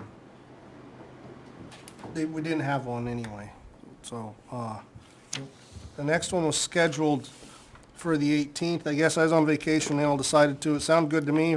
I didn't look at the calendar, just figured it was 2 Thursdays. I realized today that the 18th is Friday. I have to take someone to Boston for eye surgery on Friday. I have zero idea when I'd be back. I'm supposed to let him in here for that. I would hope I'd be back by 6, but I don't want. How do you know? Huh? I didn't get it, I didn't get to reread it. Oh, you can, I'm sorry then. For remotely, I don't know. Okay, well, thank you then. I apologize, I didn't get time to read anymore after I sent that, I got busy. And he took my phone number. Okay. I do apologize, because we have things, and I missed the first one, just get mixed up with everything going on. I'm trying to be better about it, but I did it before, I think, for Bruce. Did you call me one night? When I don't have the laptop at home? And I let you in the building? No. That's So- funny. So that fixes that then anyway. I do feel bad, I don't know when I'm gonna be back. And like I said, they decided to have it the 18th anyway. I was out of town, but I wouldn't have said, no, I can't, because I didn't know until after I got back that I was going to Boston. So anyway, that's No, I my, think we've solved it. thank you. Anybody else got Selectmen Committee updates? Parks meeting tomorrow, so Okay. I'll give you an update then. Oh, at some point I need to be, if I'm gonna be the one, for the CIP. Well, we talked about that while you were gone. We need to divvy up the positions that are left, that were left vacant by the last two. But I think we need a list of exactly what ones they were and Sure. then see. I'm certainly happy for you to be on CIP. I guess there's a couple others, so I don't know if between now and next meeting. It's too bad I didn't think of that for this one, because it would take 2 minutes to get done, but I just don't know what ones are open, unless Naomi does off the top of her head, so. Well, CIP was one, Yep. Janice was on that. Yep. And I doubled up planning board and energy committee since, so, will somebody take over energy? So, you gonna want to do energy? Am I being voluntold? Not being voluntold, Ellen asked. Was those the only two, Naomi, or was there? Well, the only two, and then Con- James. And conservation, I think, was Well, another one. conservation was just a liaison. Yeah, It wasn't really, there's no voting member, it wasn't. right, so if somebody wants to go to the And conservation then commission, just I like should know. James got offered, or I can't remember, was it voluntold to be cable, Yeah. and they haven't had a meeting. So we need to, just gonna volunteer, we don't need to, like, make motions for that, No. right? So do you wanna do So- CIP? All right, Jack, everybody else okay with Jack doing CIP? Yep, I think he served very well on that. Is you interested in doing? I can do that for you. it's Okay. like one meeting a month. It's not bad. Yep. Anybody interested in being liaison going to conservation? It's not nothing you have to So do, on the second Wednesday night. just to kind of report back. They're kind of, you see sometimes important things come up in that division. Something interested in going to once a month there. I mean, Are you interested in going to conservation once a month? Yeah. Like this thing? Okay. Right? Yep. Just as liaison, no, there's not a vote in favor, just to listen and report back if they. I will, that covers that. All right. Jesus, we got something else done, huh? All right. Correspondence of the business, so don't forget this time around, I'll start out with, if this fits, Naomi, because I don't see any other spot, hires? with the hires, because we did that That's last a time, so. reminder. So we interviewed two people for the Public Works Department. One would be the transfer station, one would be down at the highway. And I guess, is there any discussion, everybody all set hiring them? Is there any reason not to? Motion for each one? All right, then I'm, make motion to hire Tim McKinnon, full-time at the transfer station, starting rate at $20.60 per hour, and he's going to start tomorrow, Tuesday, the 15th. And his probation will be 6 months, and after a 6-month period, he'll move to $21.09 per hour. I'll second that. All in favor?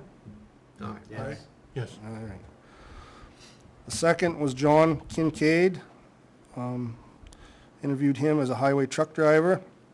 He currently doesn't have a CDL. He has 6 months to gain his CDL at the help of the highway department.